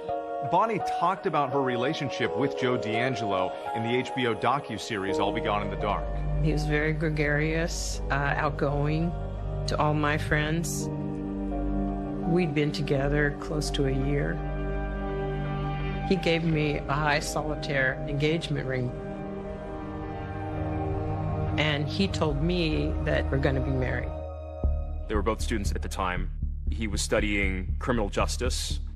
So Joe was someone who initially was impressive to Bonnie. He was exciting. He had a motorcycle. He taught her to shoot. But the longer she dated him, the more trouble began materializing. He takes her on thrill rides. And this is where the relationship starts to show its hand with Joe. Joe, without saying a word to me, just turned right, went down a very steep bank that I had no idea what he was doing. He's obviously thrilled not just by the speed, but he's thrilled by Bonnie's terror. The rules were never for him. So many of the things that we did together, he pushed me toward fear. As they're riding on a motorcycle, the German Shepherd comes out from the side of the road and nips at the tires, and Joe swings a foot out and breaks the dog's neck instantly. There's such an efficiency to his movement that stuns her. Eventually, Bonnie said, "I don't want to be with you anymore." She actually broke their engagement. He showed up at her house in the middle of the night. He had a gun, and he told her that she had to marry him. Just inches from my face, there was the barrel of a gun pointing at me, and it was Joe. What he said to me was, "Get your clothes on, get dressed, we're going to Reno, and we're going to get married tonight."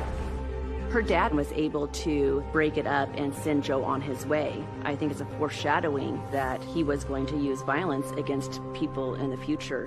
Bonnie breaks her engagement with Joe DeAngelo, and within just a few years, strange crimes start happening in Rancho Cordova. He would empty female underwear drawers and perfectly line up the underwear down the hallway.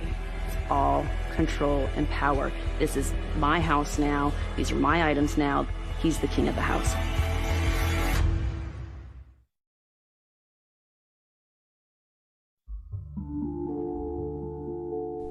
Every obsession needs a room of its own. Mine was strewn with coloring paper on which I'd scribbled down California penal codes in crayon. It was around midnight on July 3rd, 2012, when I opened a document I'd compiled listing all the unique items he'd stolen over the years. He would take mementos, almost like they were trophies from inside the home. He would steal rings with engravings on them. He stole driver's license. He stole photos from albums. There is a fantasy component about these crimes. I still have a part of you. I have your jewelry, I have your driver's license, I have, something that means something to you. And now I own it. He was a serial rapist known as the 𝐅, attacking women and girls. First in East Sacramento County. This place meant something to him. He attacked here first and kept coming back. Was it home? Some of the investigators, especially the ones who worked the case in the beginning, think so. We were always trying to figure out why victims were chosen and why the locations were chosen. For Joe DeAngelo, this was his home, right in his own backyard. He lived in 3 or 4 houses in this exact same area where many of the rapes were committed. He grew up in Rancho Cordova. He was familiar with the playgrounds, the schools, the empty lots. This is the home of the first documented rape that occurred in Sacramento County. He was very agile. He could jump over fences. He knew which way to go from whatever neighborhood he was in. He knew that the best way to get in and out. He knew this area like the back of his hand. He grew up there.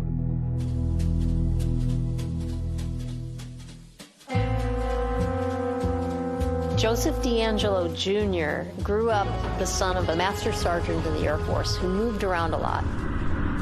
We met Joe when he was 13 years old. My father was stationed at Mather Air Force Base, and then his father was transferred there, and we shared a duplex. The girl who became very close to him at the time, Judy, described a very lonely boy. He was missing a family. His mother and father had split when he was young. At a very young age, he was neglected. He and his siblings would be locked in the closet and then beaten by the father. Per his siblings, Joe DeAngelo received the worst of his vitriol and anger when they were growing up. Joe was always over at our house, and he just became a good family friend. He never talked about himself.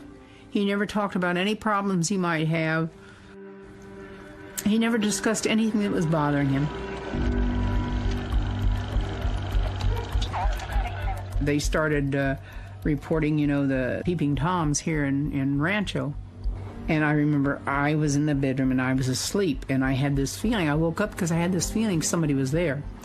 And when I looked up and glanced towards the window, I saw this outlined figure. I didn't do anything to let them know I saw them, that I was aware of them. So the next morning I came in here and I says, Dad, somebody was peeking in my window last night. And he says, what? And I says, yeah. And there was footprints out there in the dirt, 2 distinct footprints there. It's very common for sexual offenders to start out, particularly in adolescence, as peepers or voyeurs that are creeping around the neighborhood, looking in windows, watching women undress, almost like a training ground. Many of us had never seen anything like this before in our career.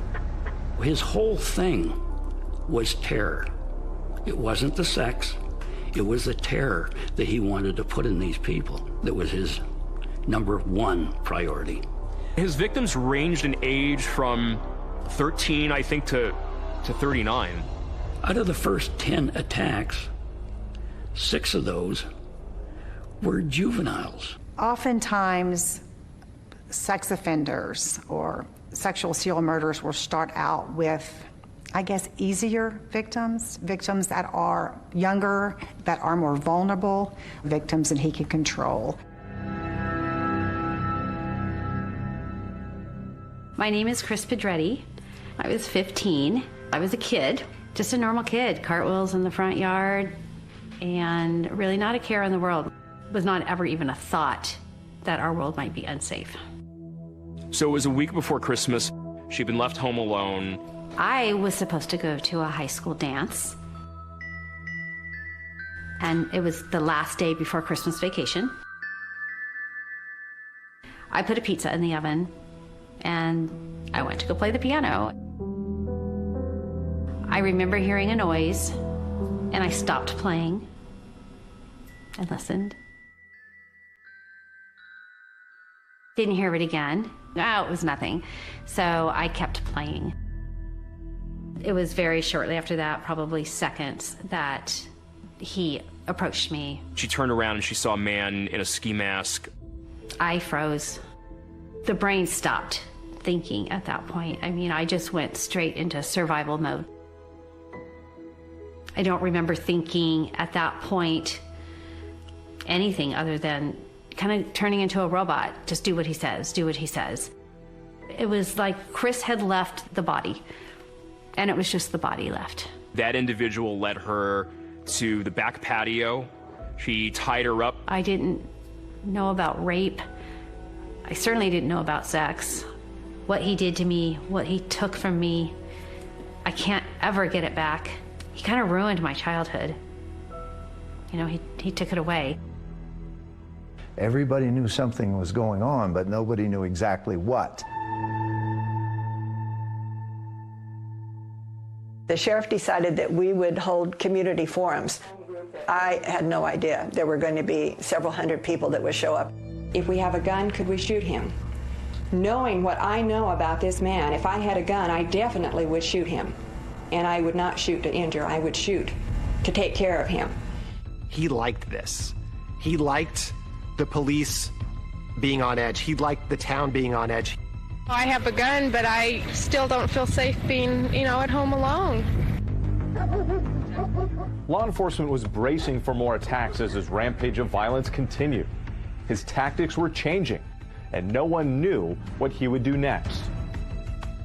So I have to admit, I'm scared to death.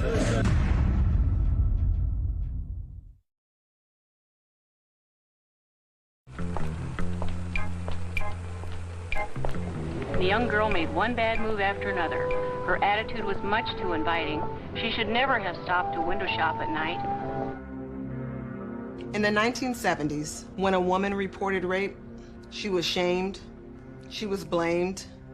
Often she was ostracized by her own community. Rape cases really weren't considered serious. They were misdemeanor. You had to make an arrest within a year, or else they were not prosecuted. Even if an arrest was made, the defense was always it was the victim's fault. Rape was such a prevalent crime back in those days that there were multiple serial rapists operating in California. 217 were reported last year. That's about one every day and a half. In the Bay Area, you had the stinky rapist who smelled like diesel fuel. I had pillowcase rapist. We had the key car rapist. When the East Area Rapist became active in Sacramento, he quickly upstaged all the other rapists in the area because of how terrifying his MO was. Concern over rape is mounting in this community. There was panic in the city of Sacramento. The fact that they couldn't catch this guy just ignited the city in fear. No one knows where or when he'll strike again. They were getting guard dogs. They were putting in alarm systems in their homes. Have the dog in the house, the big dog. The worst thing is not knowing. All you can do is take every possible precaution and then hope that he gets caught before he gets to you. Every day in the newspaper, it was number 8, it was number 10, it was number 15, 20. It just kept going on and on and on. It seemed like every time investigators thought they were getting close, he would disappear. But he kept attacking again and again. He was elusive, like a puff of smoke in the night. Detective Carol Daly wanted this serial rapist behind bars, and she was relentless in her pursuit of him, but constantly frustrated by the fact that they couldn't catch him. The officers in this department are working on this case are frustrated because there's just no evidence to give any firm leads. We're doing everything humanly possible to catch this man. He was a phantom. Descriptions ranged pretty widely. One person thought he was Hispanic. And now all of a sudden, he's blonde hair, blue-eyed. There are like 8, 9, 10 drawings of him, and they have completely changed. The best descriptions that we had were his height and his possible weight. We knew he wore a size 9 shoe. When the police were taking the victim's statements, many of the women described his penis as being very, very small. We said, all right, if he is so underendowed, we went to a doctor who specialized in what I would call infantile penises to see if he had any patients that came in, and we didn't have any luck there. It's a very serious situation. I think it's very dangerous. The last thing I think of when I'm going to bed is I look at the doorway in my bedroom and I think that he could be standing there. Detective Daly was following every lead. We filled out a long background form for the victims. Where did they go to school? What did they look like? What age were they? You know, what was their build? There was no pattern among any of the victims because he was just prowling. He would see them and follow them home. Margaret Wardlow, she was just 13 years old when she was attacked by the East Area rapists. Margaret was probably the strongest young victim I have ever talked to. Growing up in Sacramento was great. Where we lived was ideal. It was right next to the American River. Go down there with my dog after school, go fishing. Totally felt safe. Margaret had a curiosity about her. She wanted to know about the East Area rapists. I was a reader of everything I could get my hands on that had to do with this individual. Like, what was making this guy tick? Why was he doing this? She herself became a victim. I believe there was a pre-wired strength in her mind that helped her survive this attack. It was a school night, just my mother and myself. I went to bed at like a regular school night hour. I was awoken about 2:30 in the morning with a flashlight in my face. I thought it was a joke. I thought my mom had asked him to like come in and wake me up and scare me or something. As he tied her up and then went into the mother's room, Margaret knew that either her or her mother were going to be the victim. The rapist tied up her mother and put plates on her back as a warning device. He did that with so many of the victims when there was more than one person in the house. If he heard anybody moving, he was right back and told them, don't move, I'm gonna kill you, I'll kill you. Putting the dishes on someone's back, he knows he has to do something, either hurt them, flee. So as much of the bravado as he's trying to convey, he's scared of the physical confrontation. A little voice inside of me said, you know, you get out of a lot of stuff, Margaret, but you're not going to get out of this one. The whole time he'd been threatening me. He'd been saying, do you want to die? He wanted fear. He wanted to see fear in me. This is your psychological sadist. He is enjoying controlling that woman like that. This guy was so beyond the pale, and that was why Michelle was so interested in him, is because he was so frightening. The way he walks around people's houses and the way he destroys them and sort of hangs out and eats, there's something so psychologically fascinating about that to me. It's like he got to the emotional center of people's lives and just wanted to destroy that. Michelle caught the bug. She started going down the rabbit holes in this case. At this point, instead of writing a book, she was investigating the case. I'm obsessed. It's not healthy. I know the strangest details about him. I know his blood type. I know his penis size. He vaulted fences. He escaped foot chases. But I believe it's the rare moments when he was human that will be his downfall in the end. As time went on, this East Area rapist started to crisscross Sacramento, attacking women home alone or women with their kids in the middle of the night. He seemed to be expanding what his capabilities were when he was carrying out these crimes. He became much more aggressive, and his tactics. He did more horrible things than than I can even describe. This tells us that the offender is adapting and learning as he is committing crimes. He really messes with people's minds, both the investigators and the victims. Part of the thrill of the game for him was a kind of connect-the-dots puzzle he played with people. He stole 2 packs of Winston cigarettes from the first victim and left them outside the 4th victim's house. Junk jewelry stolen from a neighbor 2 weeks earlier was left at the 5th victim's house. It was a power play, a signal of ubiquity. I am both nowhere and everywhere. You may not think you have something in common with your neighbor, but you do. Me.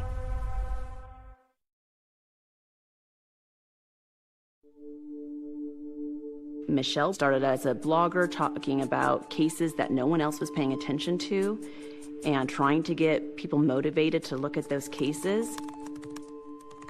The case dragged me under quickly. Curiosity turned to clawing hunger. I was on the hunt, absorbed by a click fever that connected my propulsive tapping with a dopamine rush. I wasn't alone. I found a group of hardcore seekers who congregated on an online message board and exchanged clues and theories on the case. Citizen sleuths, they are ordinary people that go to work, they go home, they put their kids to bed, and then they go on the computer. And they spend hours and hours trying to solve certain crimes. My name is Paul Haynes. I was Michelle McNamara's research collaborator. When I first began learning about the case, there was a specific forum dedicated to the East Area Rapist. It was the most active forum on that website. Paul Haynes was a writer living in Florida, and Michelle recognized that he had a great proclivity for digging into old archives and things. It was a case that a lot of citizen detectives got into because there were so many clues. Aaron's wasn't a supervillain. He was a man, a guy with habits and traits and preferences that, with enough examination, should shine like Hansel's breadcrumbs in the woods. My name is 𝐄𝐏𝐒 𝐄𝐏𝐻, and I call myself a researcher. I started seeing patterns emerging to me where I became convinced it was solvable, because all of the crimes had common bonds. He was leaving ligatures at the scene with this particular knot. He would eat food out of the victims' refrigerators. I was spending every waking hour trying to find men who fit the criteria. And it was at that time that I first connected with Michelle. It's a fascinating community. I had been on those boards for a while following the story because everyone had such great information. Michelle's quest was to get this case solved. She just had an abiding curiosity in letting the details lead us to the perpetrator. The East Area Rapist would target not people, but neighborhoods. You can see the proximity of these homes to green belts like drainage ditches and creeks and canals. We believe he used the canal as an escape route, which ran along the back of so many properties. He was a great escape artist. These are passageways that this killer used to surveil the residents unseen, cloaked by the darkness of these green belts. He was able to look over those fences, look into those homes, look at what time people ate dinner. I mean, he knew what time the husband left. The Sacramento Sheriff's Office has invested more than 40,000 man-hours in the search for the East Area Rapist. Sacramento would have a helicopter up in the sky, and they all knew it was because they were chasing the East Area Rapist. It was terrible. It was terrible to hear that. Well, he didn't like it either. And it turns out that he served in Vietnam. He left Sacramento because of that helicopter. And then these things started up in the East Bay of San Francisco. There are two things known about the rapist. One is he has never been caught in a home where there was a man present. The other is he's never been in a home where there has been a big dog. The East Area Rapist worked on challenges. Everything he saw in the paper, if we said he didn't do something, he did it the next time. When the newspapers reported that he was just attacking single females, he took this as a challenge. At attack number 16, he's starting to attack with a man present, And then 2/3 of the attacks he does since then has a man present. He is purposefully choosing couples. My name's 𝐄𝐏𝐒𝐈𝐃𝐄. My name's Bob Hardwick, and we've been married 41 years this August. Happily married 41 years. Bob and Gay Hardwick were a couple living in Stockton, California. We had picked out a home in one of the little picture-perfect tree-lined streets. We were just happy in our new home, living together. The day of our attack was March 18th, 1978, and we were attack number 31. We had gone out to dinner and a movie, normal Friday night, and we came home around 10 o'clock and went to bed. Later that night, we were awakened by very bright light right in our faces and a voice saying, "Wake up, wake up." The attack on Bob and Gay Hardwick was much like all the other attacks in that he confronted Bob and Gay when they were in bed. He ordered her at gunpoint to bind Bob. Nothing you can do when there's a .357 Magnum pointed at your head. He then bound Gay. He retied Bob. Turns him over, puts the plates on his back as a warning device. Things would go silent for a period of time. And then as soon as they moved, he was right in their face. "Move and I'll kill you." Ultimately, he moved Gay into the living room where he sexually assaulted her. You're convinced at that moment that this is not a full human being that you're dealing with. He can not only humiliate a woman who's about to rape, but he can also completely, in his mind, emasculate her partner, putting him in a position where he is helpless and has to listen to what's going on in a different room. These attacks are happening in the macho 1970s. $6 million man. We have the capability to make the world's first bionic man. Well, talk to me, good buddy. And Burt Reynolds, these are the icons. And the men were not looked at as victims. They were looked at as just being weak for not being able to protect their wives and their girlfriends. I never talked to anybody about it over the years. I just wanted to put it out of my mind, It was, we're going to get through this. We're going to get back to normal. And you don't ever really make it to normal. It was tough, but I loved her, and I said we're going to get through it. Our home never felt the same again. Every surface that you could think of was covered in fingerprint dust. It just looked like a smoke bomb had been set off in our house. It was contaminated and ruined for us. He wasn't out attacking people on lovers' lanes or in parks. He was attacking people where they feel the most safe, in bed with their partner in their home. And he was able to say, you know what? I have so much power, I can take all of that security away and devastate your life. Why couldn't they catch him? Somehow, he was always one step ahead of law enforcement, and they wondered, could he be one of us?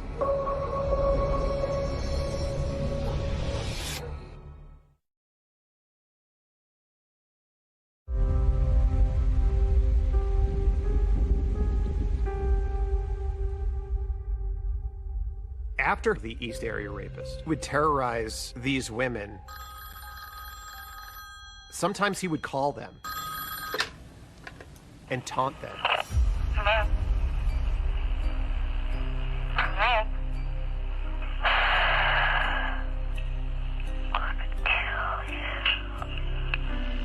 This rapist did not stop with just the assault of that night. He terrorized them their whole lives. This is that psychological sadist at work. He is getting off on continuing to cause fear in his victim.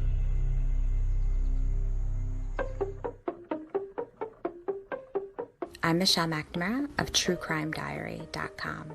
Larry Crompton is a retired lieutenant for the Contra Costa Sheriff's Department. He worked on the rapist task force in the 70s. How optimistic are you that he may be caught one day? Very, very optimistic. I had worked many crimes while I was on the department, but none of them were really like this. I knew what these people went through, and I knew what the family was going through. I couldn't let it go. And for many years, it was me. What did I miss? What did I do wrong? Why didn't I catch him? Helicopters, roadblocks, citizen patrols taking down plate numbers, hypnotists, psychics, nothing. You were a scent and shoe impressions. Bloodhounds and detectives tracked both. They led away. They led nowhere.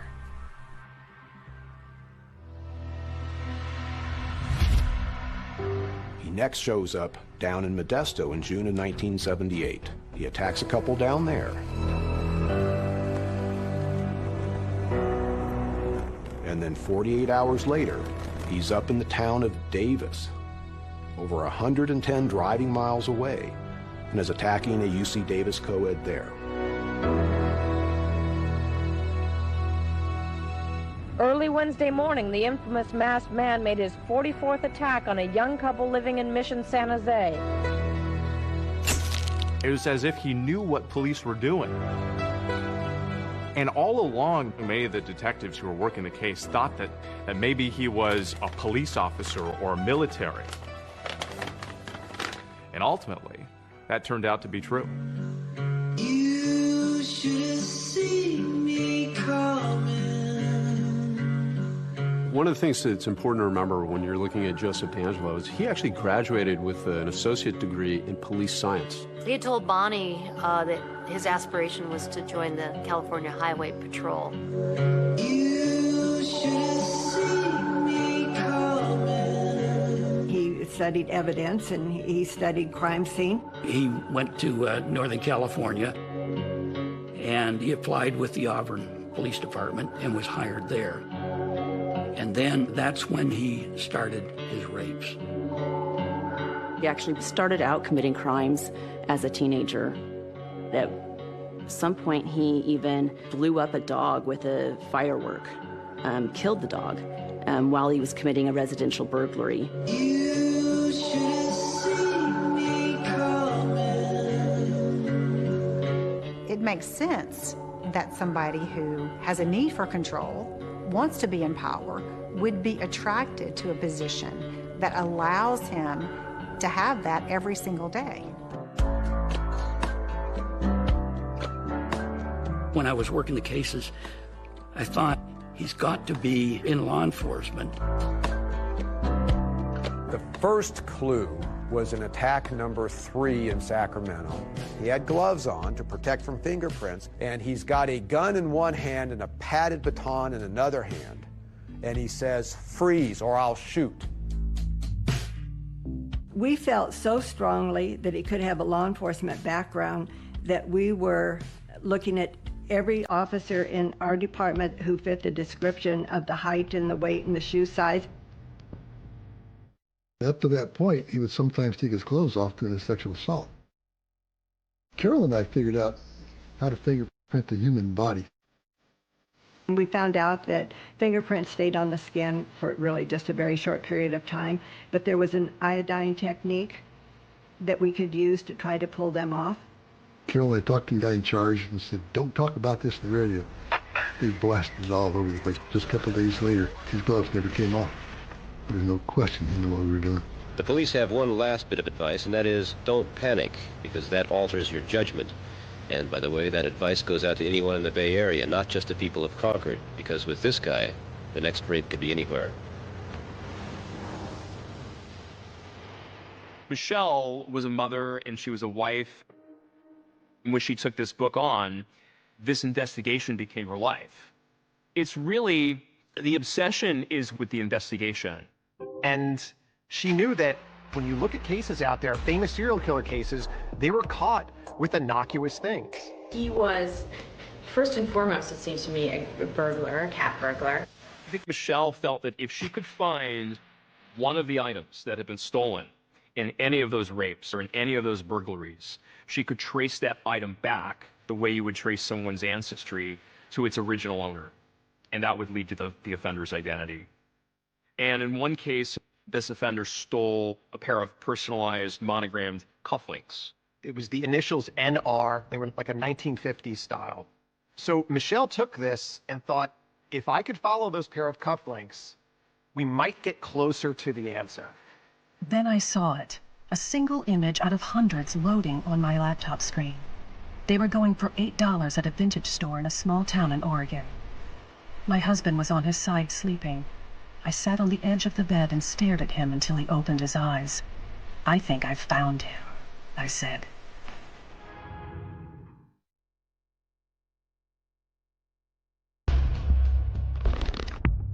It has now been 40 years that one of the most prolific serial killers in American history has managed to elude police. You should have seen me coming. You had better catch him. He is going to kill. He wants to kill. It was never enough to commit the horrible crimes. It always had to be, and let me do something more. We all want to think that we would recognize a serial killer based on how this person looks. I wonder if he was out stalking his next victim. I don't know, because everything seems so normal. The scariest aspects of serial killers is they don't look different. From the very beginning, I knew DNA was going to solve this case. Police had been sitting on this genetic fingerprint for 4 decades. Holy smokes, this is like the big break. He's been living there under everybody's noses. This is the Golden State Killer? I just want to tell you, buddy, to rot in hell.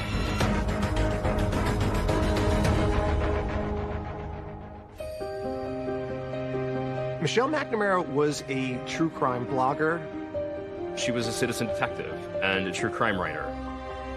She was talking to her publisher about writing a book that didn't have an ending. My interest in crime has personal roots.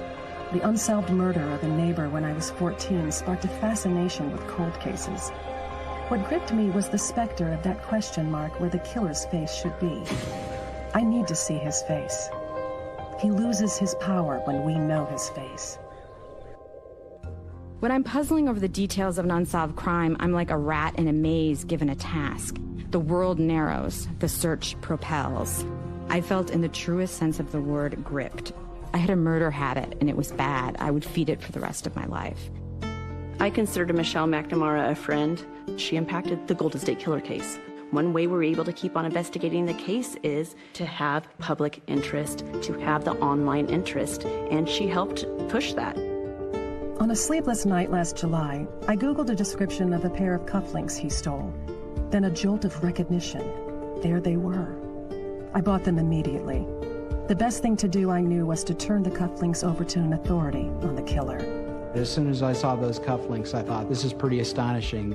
I photographed those and sent those to surviving victims because it was potentially a very good lead in the case. Unfortunately, the cufflinks didn't pan out. The victims looked at them and they weren't the cufflinks that were stolen. And she was devastated.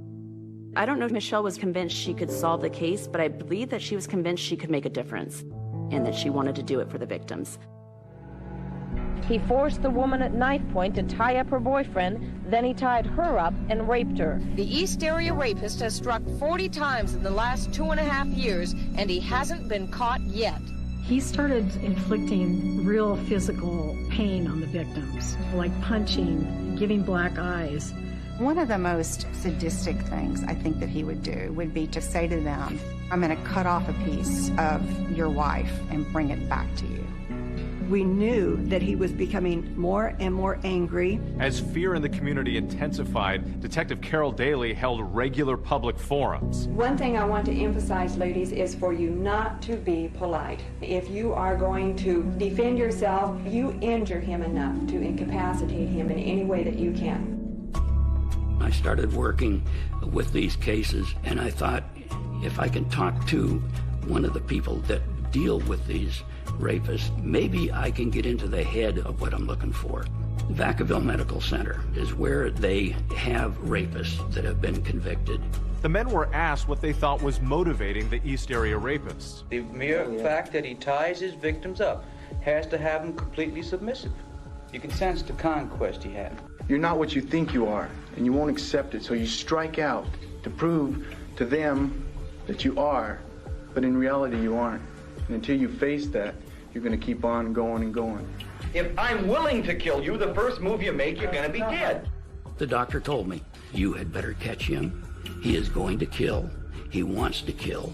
He first becomes a burglar, and then he progresses to sexual assault, and then proceeds to escalate to murder. The East Area rapist disappeared from Northern California in July of 1979. He showed up in Santa Barbara in October of '79, and shortly thereafter, he starts killing.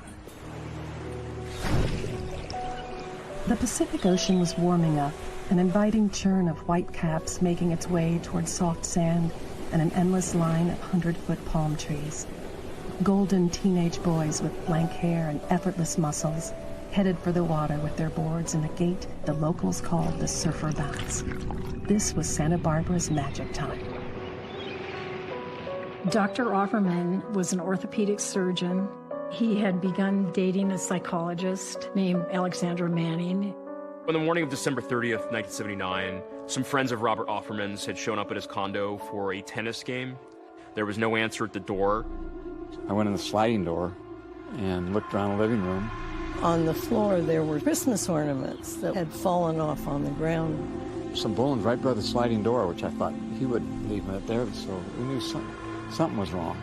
So I took a right towards his bedroom, and that's when I saw Miss Manning on the bed, and he was on the floor. Offerman and Manning both were shot and killed. It was the holidays.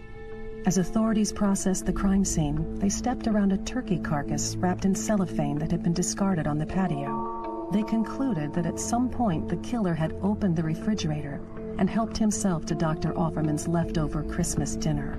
It was never enough to commit the horrible crimes. It always had to be, and let me do something more. Let me go into your refrigerator and eat your holiday meal. The level of depravity that this man had and the execution of it was despicable and shocking. Larry Crompton, who led the EAR task force in Contra Costa County, reached out to Santa Barbara investigators and told them this sounds like the East Area rapist that we've been dealing with. When I called Santa Barbara and talked to the lieutenant and said, I heard that you had a double homicide, would like to know about it because we think it's our rapist that is down there. And he said, don't know what you're talking about. Haven't had anything like that. Nope. Law enforcement agencies weren't necessarily as connected as they are now. I think there was still this thought that these are isolated instances throughout California. And that was it. It was so frustrating. I am sure that Larry Crompton called many jurisdictions because he truly believed that the rapist would move on and become a killer. Santa Barbara is an enclave of rich people. You've got Ronald Reagan. You've got people that are worried about their property values. They don't want news about a double murder in a house going wide. Pretty soon it gets off the front page. He gets a taste for not only murdering people, but murdering them after these prolonged, terrifying times in their homes. In 1979, a new and terrifying chapter. He starts a killing spree. 2 double murders in Goleta, the 1 double murder in Ventura, the murder in Irvine, and the double murder in Dana Point. The rampage of violence was brutal and unstoppable. 4 horrible murders within a 6-block radius in a suburban middle-class neighborhood. We knew it was the same person, but we couldn't prove it. Profilers of that day said, I know of no one who does what this offender does. I thought once he started killing, there's no way he can stop, and he's going to continue to do it.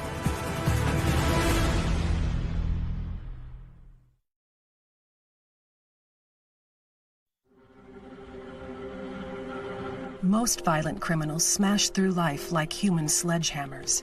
They're caught easily, but every so often a blue moon surfaces. A snow leopard slinks by.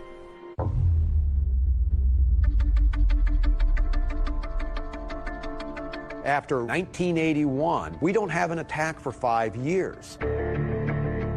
Well, I think people slow down in life. You don't have that sort of energy to be prowling. Like, you literally can't be out at 3 a.m. like running across roofs because you're not 18 anymore.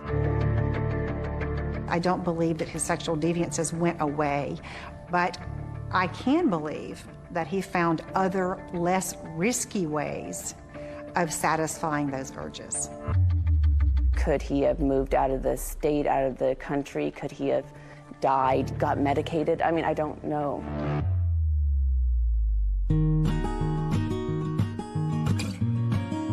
In 1981, Joe DeAngelo became a father. The first of his 3 daughters was born.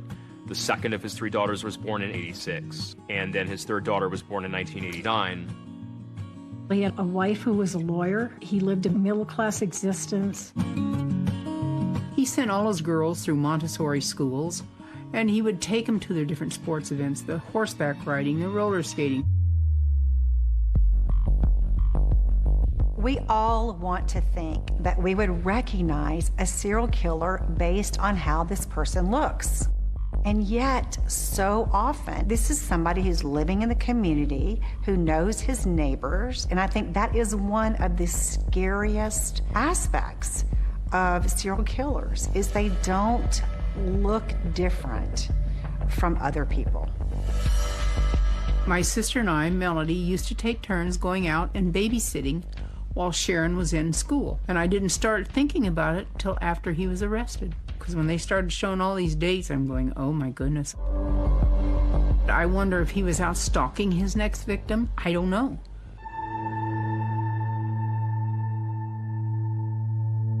It's been 5 years with no more rapes or murders by Joseph DeAngelo. For some reason, he runs across beautiful 18-year-old 𝐄𝐏𝐿 𝐄𝐏 and can't help himself and kills her. 𝐄𝐏𝐿 was kind of a shy girl. She was very pretty, very popular. The brief life of 𝐄𝐏𝐿 𝐄𝐏 was no less tragic than her death. Her biological father was long out of the picture. Her parents had gone to a cruise with her 6-year-old brother, and she was staying at the residence alone. And for the first time, left my daughter alone, because that was another thing that I never did, because I was worried that if I was gone, that something might happen. 𝐄𝐏𝐿 𝐄𝐏 had had a friend over to the house and heard noises in the backyard. They got up to inspect that, saw nothing. And sometime that night, 𝐄𝐏𝐿 was confronted by an intruder. She was raped, and then she was bludgeoned to death. And I got that telephone call that every mother and any family member is just devastated by. The 𝐄𝐏𝐿 case just felt like such an outlier because he had decided to go after couples, and then he had stopped for a really long time, and then he attacks 𝐄𝐏𝐿. And then that seemingly is his last attack. Some think you died or went to prison. Not me. I think you bailed when the world began to change.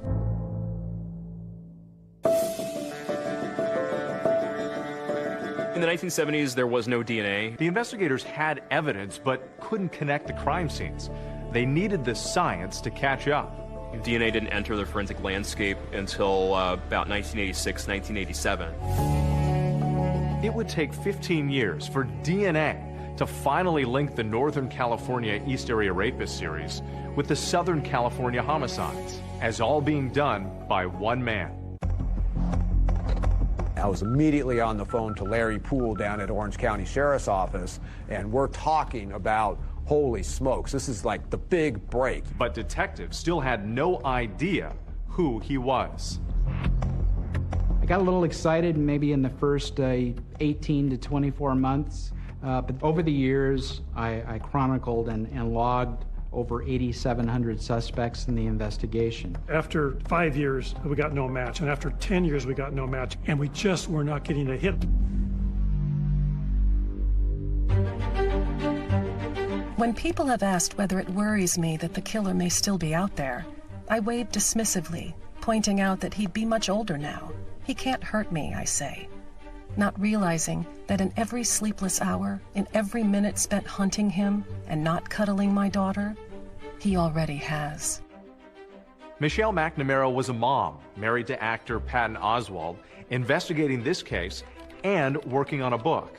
Patton describes her as staying awake at all hours of the night, would not put down her computer, would not put away the files. At the same time, struggling with her writing and publication deadlines, and she began self-medicating. I actually see her as being his final victim.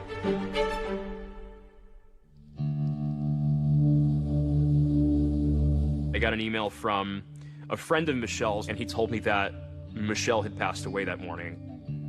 I think I went completely numb. I eventually learned that she had fallen asleep and didn't get up.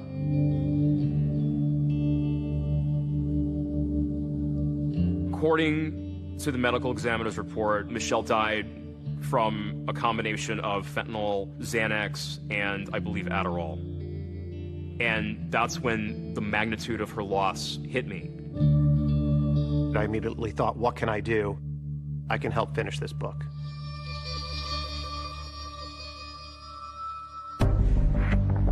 When Michelle passed, we decided at the end of the book, what are the strings that she left us to get us out of this maze? It was genetic genealogy. From the very beginning, I knew DNA was going to solve this case.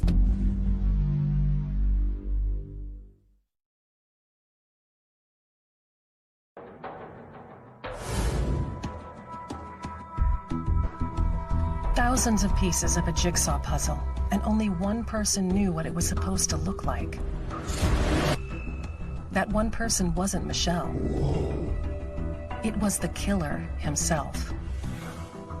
It has now been 40 years that one of the most prolific serial killers in American history has managed to elude police. The man known as the Golden State Killer has been linked to 50 rapes and 13 murders. Police are frustrated and running out of leads. I have no path to go on this investigation. None of the tips coming in are anything that I'm excited about, so I'm floundering. When Michelle passed and me and Paul were working on the book, we talk about what are the strings that she left us to get us out of this maze. And it was genetic genealogy. Forensic genealogy was something that Michelle was excited about, and that seemed like the most viable, direct pathway to this offender's identity. Hi, and welcome to 23andMe.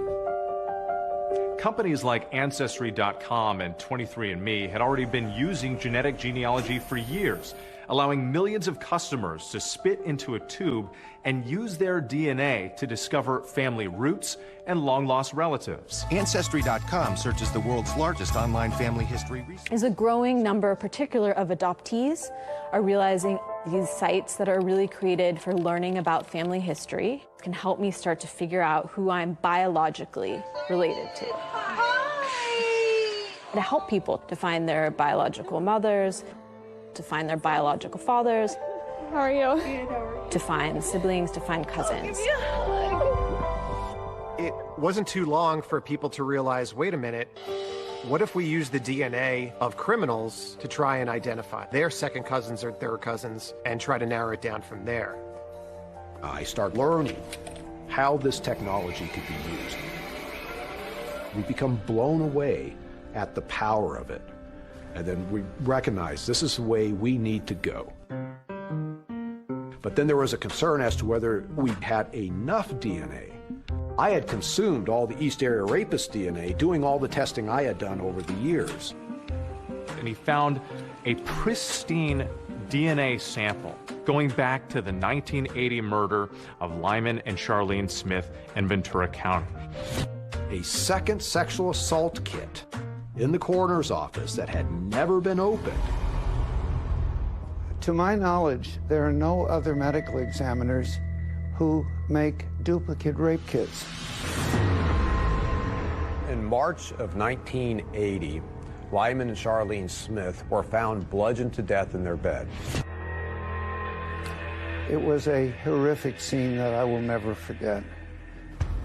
I'd arrive at the scene with my little suitcase, a tube rack, dry ice, and a microscope. I always made duplicate kits, and both kits were identical. That turned out to be a gold mine for us because that second kit had sat in the coroner's possession for 38 years untouched. And so these swabs collected from Charlene Smith's body were pristine. Police had been sitting on this genetic fingerprint for 4 decades, waiting for the science to catch up. Genetic genealogy had only been used to solve a criminal case once before by a woman named Barbara Ray Venter. I've always liked puzzles. I used to love playing Clue when I was a kid. What I've discovered is that law enforcement are pretty big gossips. And so they were all sort of talking amongst each other. And apparently Paul was talking to the detective on the other case. And I was like, how did you do that? I called Barbara up and I explained, I'm working a case. It's an old case. I don't tell her what case it is. But could this be done to identify this unknown offender?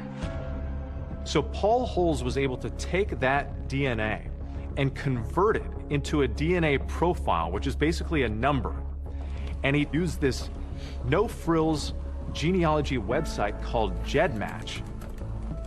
And I just uploaded the Golden State Killer's profile and allowed the GEDmatch servers to do their magic and produce the list of people that potentially shared some DNA with my offender. We were all logging in several times a day to see if the matches are there. Then all of a sudden, he started connecting to some distant relatives. We're talking 3rd, 4th, 5th cousins. So we immediately knew that we were going to be building a lot of family trees to sort out who he was. We're now trying to identify common ancestors from this list of people who share DNA with the person we're looking for. And we end up spending 4 months building family trees.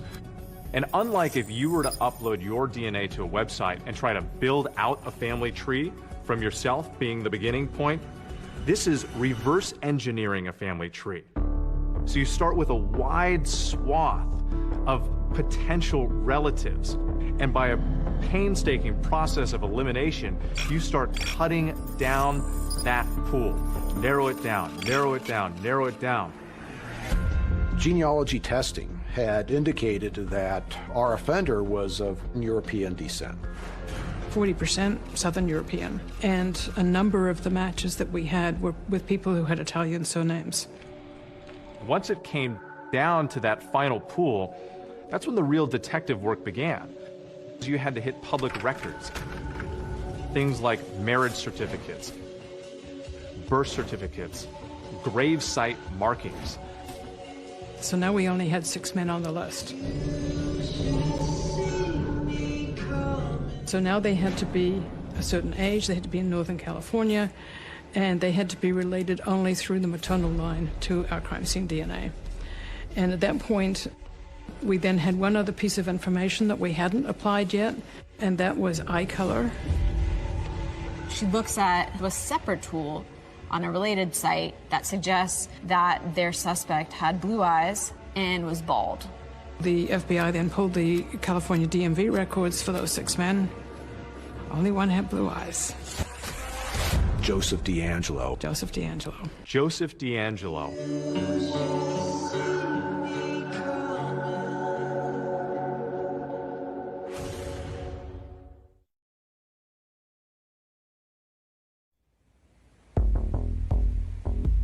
After 4 decades and countless hours of detective work, it's an emerging technology, genetic genealogy, that finally gives investigators their strongest lead yet, a name. Who is this guy? I need to start drilling down on him, and I'm now within a couple of weeks of retiring. So I'm trying to find out as much as possible, as fast as possible, about Joe DeAngelo. He's not in any of the criminal databases, so police start putting together a case to either eliminate him or prove he is in fact the man they're looking for. Physically, he was within the specs of what we were expecting for the Golden State Killer. Born in 1945, a little bit on the older side, but most certainly within that 1940 to 1960 range. Investigators started zeroing in on Joseph DeAngelo, and they started digging up things about his past. He goes into the Navy. We know he is stationed in San Diego. We know that he spent some time overseas.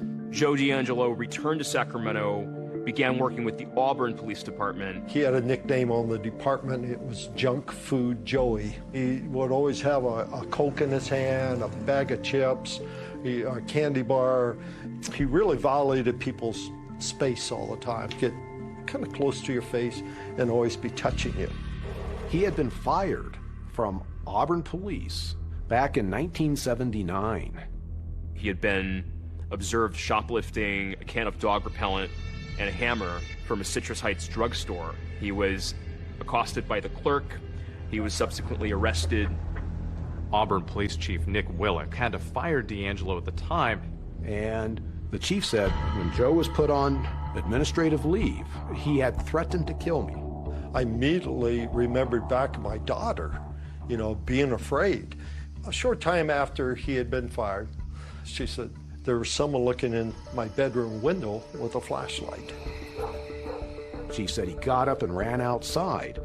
That man was gone, but there were shoe impressions all around the perimeter of his house.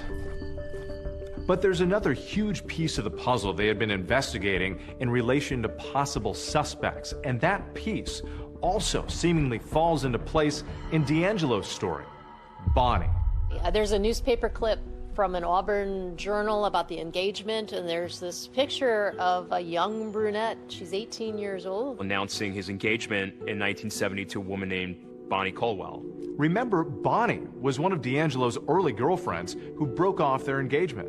So suddenly, Detective Holes and others were like, wait a minute, could this be Bonnie that we remember following early on in the case? And of course, Bonnie was significant due to the victim in attack number 36. While the East Area Rapist is literally raping that victim, he is crying and he's saying, I hate you, Bonnie, over and over.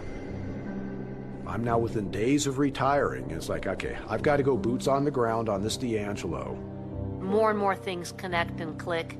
You know, right place, right time. Let's go see if this is the guy. I'm now my second to last day at work, and I go, I have to go see this guy, where he's living. And I park on the curb directly opposite from DeAngelo's house. There's a car in the driveway. I'm pretty sure he's home. And I'm sitting there, and I'm wondering, what's the likelihood, really, that this is the Golden State Killer? A day before his retirement, Paul Holes literally has the suspect in his crosshairs. It's been a 24-year hunt, but he uses restraint and turns in his badge the next day. It was a tough decision to drive away from that house that day. I was upset. I was like, you know, I didn't solve this case before I retired. The Sacramento Sheriff's Office picks up where Paul Holes left off. And so what they have to do next is conduct surveillance on Joseph DeAngelo. And what they're waiting for is an opportunity to collect his DNA. And they secretly follow him to a shopping plaza. But Joseph was not smoking, he was not spitting out gum. So what they had to work with was he had a car, they swabbed the door handle. And that gave them something that's called touch DNA. They were able to pick up an initial DNA sample and some fingerprints from his car door. I'm sitting in a Chinese restaurant in Colorado Springs, and my cell phone rings, and it's Lieutenant Kirk Campbell from Sacramento DA's office. You can absolutely not tell anybody about this. And at that moment I go, okay. And he says, the lab is excited about this. It's mixed with DNA from other people, but it looks like it might be a close match. But the Sacramento DA was saying, we want a cleaner sample. So they stake out his house, wait for him to put out the trash. He puts his trash out on the curb. They get a guy that comes and collects the trash. They sneak over and pull tissue out of the trash bin and take that back to the lab. And one of the items out of the trash had a single source male DNA profile that matched 100% the Golden State Killer's DNA profile.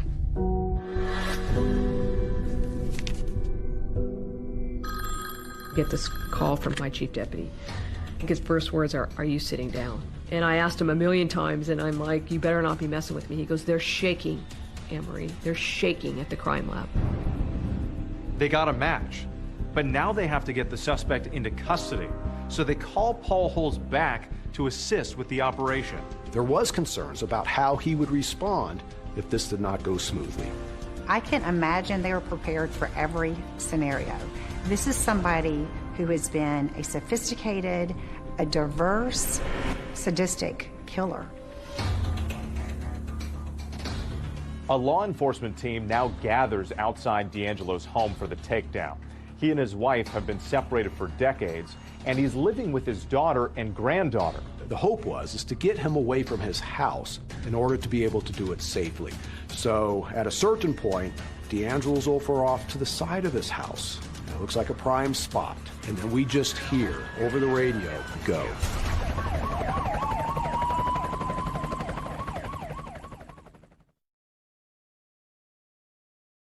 You can run on for a long time, run on for a long time. He's been called the East Side Rapist, the Visalia Ransacker, the original Night Stalker. Run on for a long time. And the Golden State Killer. Today, it's our pleasure to call him defendant. Sooner or later, God will cut you down. That bombshell arrest, that former police officer. 72-year-old Joseph James D'Angelo. He's been described as one of the most prolific serial killers that terrorized California for decades. Sooner or later, God will cut you down. The arrest of Joseph D'Angelo dropped like a bomb. All these years, hiding in plain sight. Oh my God, he's living in Sacramento? He's been living there under everybody's noses for all this time? It was stunning. It's a moment when you realize that 40 years of work by a lot of folks to bring some answers to some family members was becoming real. It's just unbelievable. After all these years, they got him. I feel I reverted right back. That part that I was so successful at tucking away in my brain, that door opened. I was shaking. It was hard to process. I know after I got the call, the tears welled up. Thousands of nightmares and thousands of sleepless nights have come to a rest. It was just something that was on my mind for all those years. Want him caught before I die. We could finally put a face and a name to this masked individual that was terrorizing all these communities back in the 70s and 80s.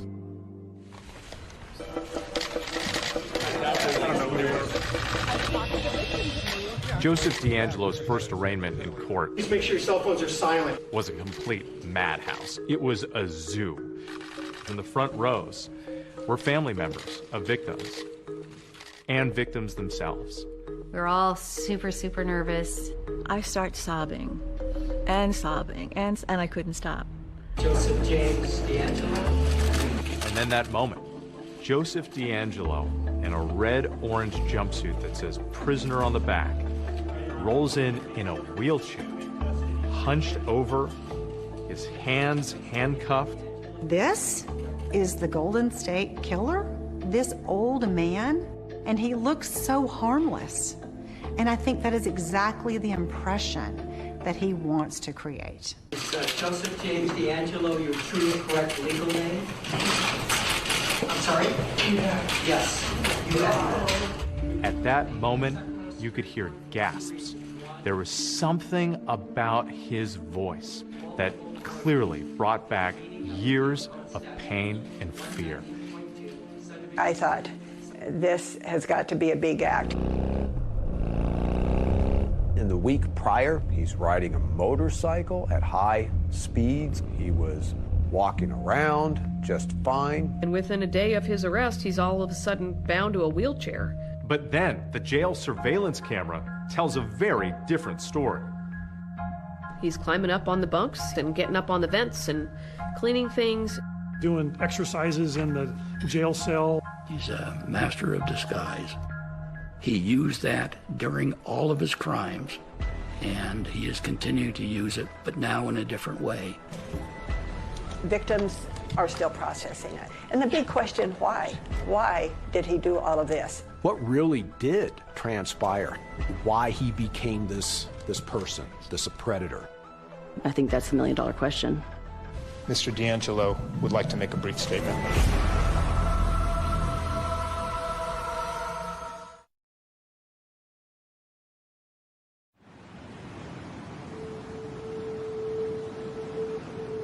I'd like to get into his mind to talk to him and find out what brought him up to where he was.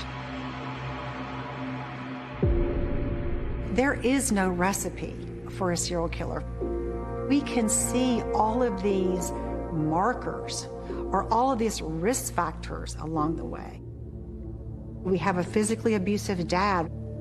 And a relative reveals a bombshell in that HBO docuseries All Be Gone in the Dark, detailing how Joseph D'Angelo, at the age of 9 or 10, allegedly witnessed his younger sister being sexually assaulted. She was 7 years old. The very thing that happened to my mother is the very thing that my uncle went and did to other women. How sickening is that? It would be so easy for us as forensic psychologists if we could kind of go, a person is abused, and therefore they become this kind of offender. The vast majority of people don't turn into serial rapists and serial killers. So it's hard to feel the sympathy for these offenders or to say that this event made him do it. Bonnie certainly is not responsible for D'Angelo's actions, and the breakup did not cause those actions.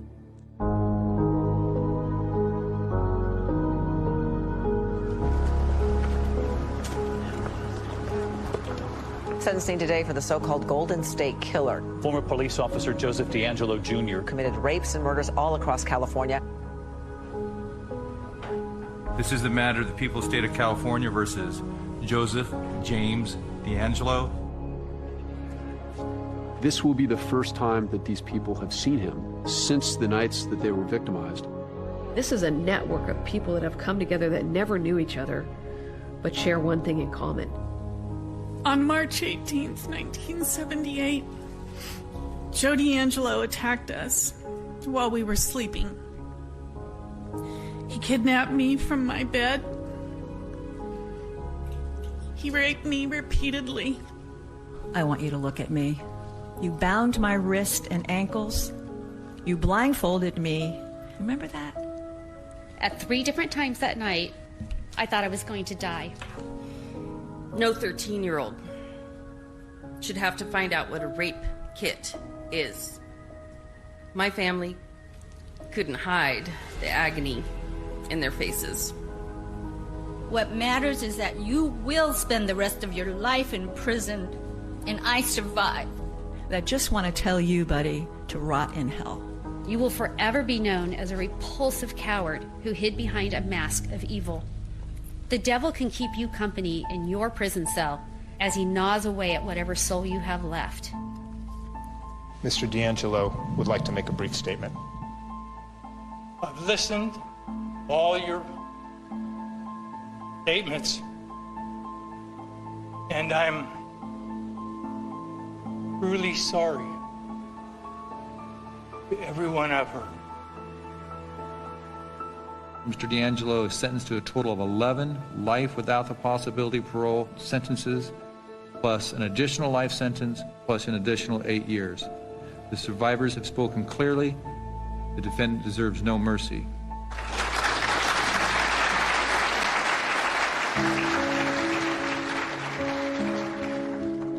In the end, we may have lost a battle one night, but we've won the war of life. We're nearing the end of a very long journey here. It shows that justice doesn't have a time limit. You can still find answers decades and decades later if you're willing to do the work. Inside Michelle's computer, she had a letter, and it was her writing directly to the Golden State Killer. One day soon, you'll hear footsteps coming up your front walk. This is how it ends for you. You'll be silent forever, and I'll be gone in the dark. You threatened a victim once. Open the door. Show us your face. Walk into the light.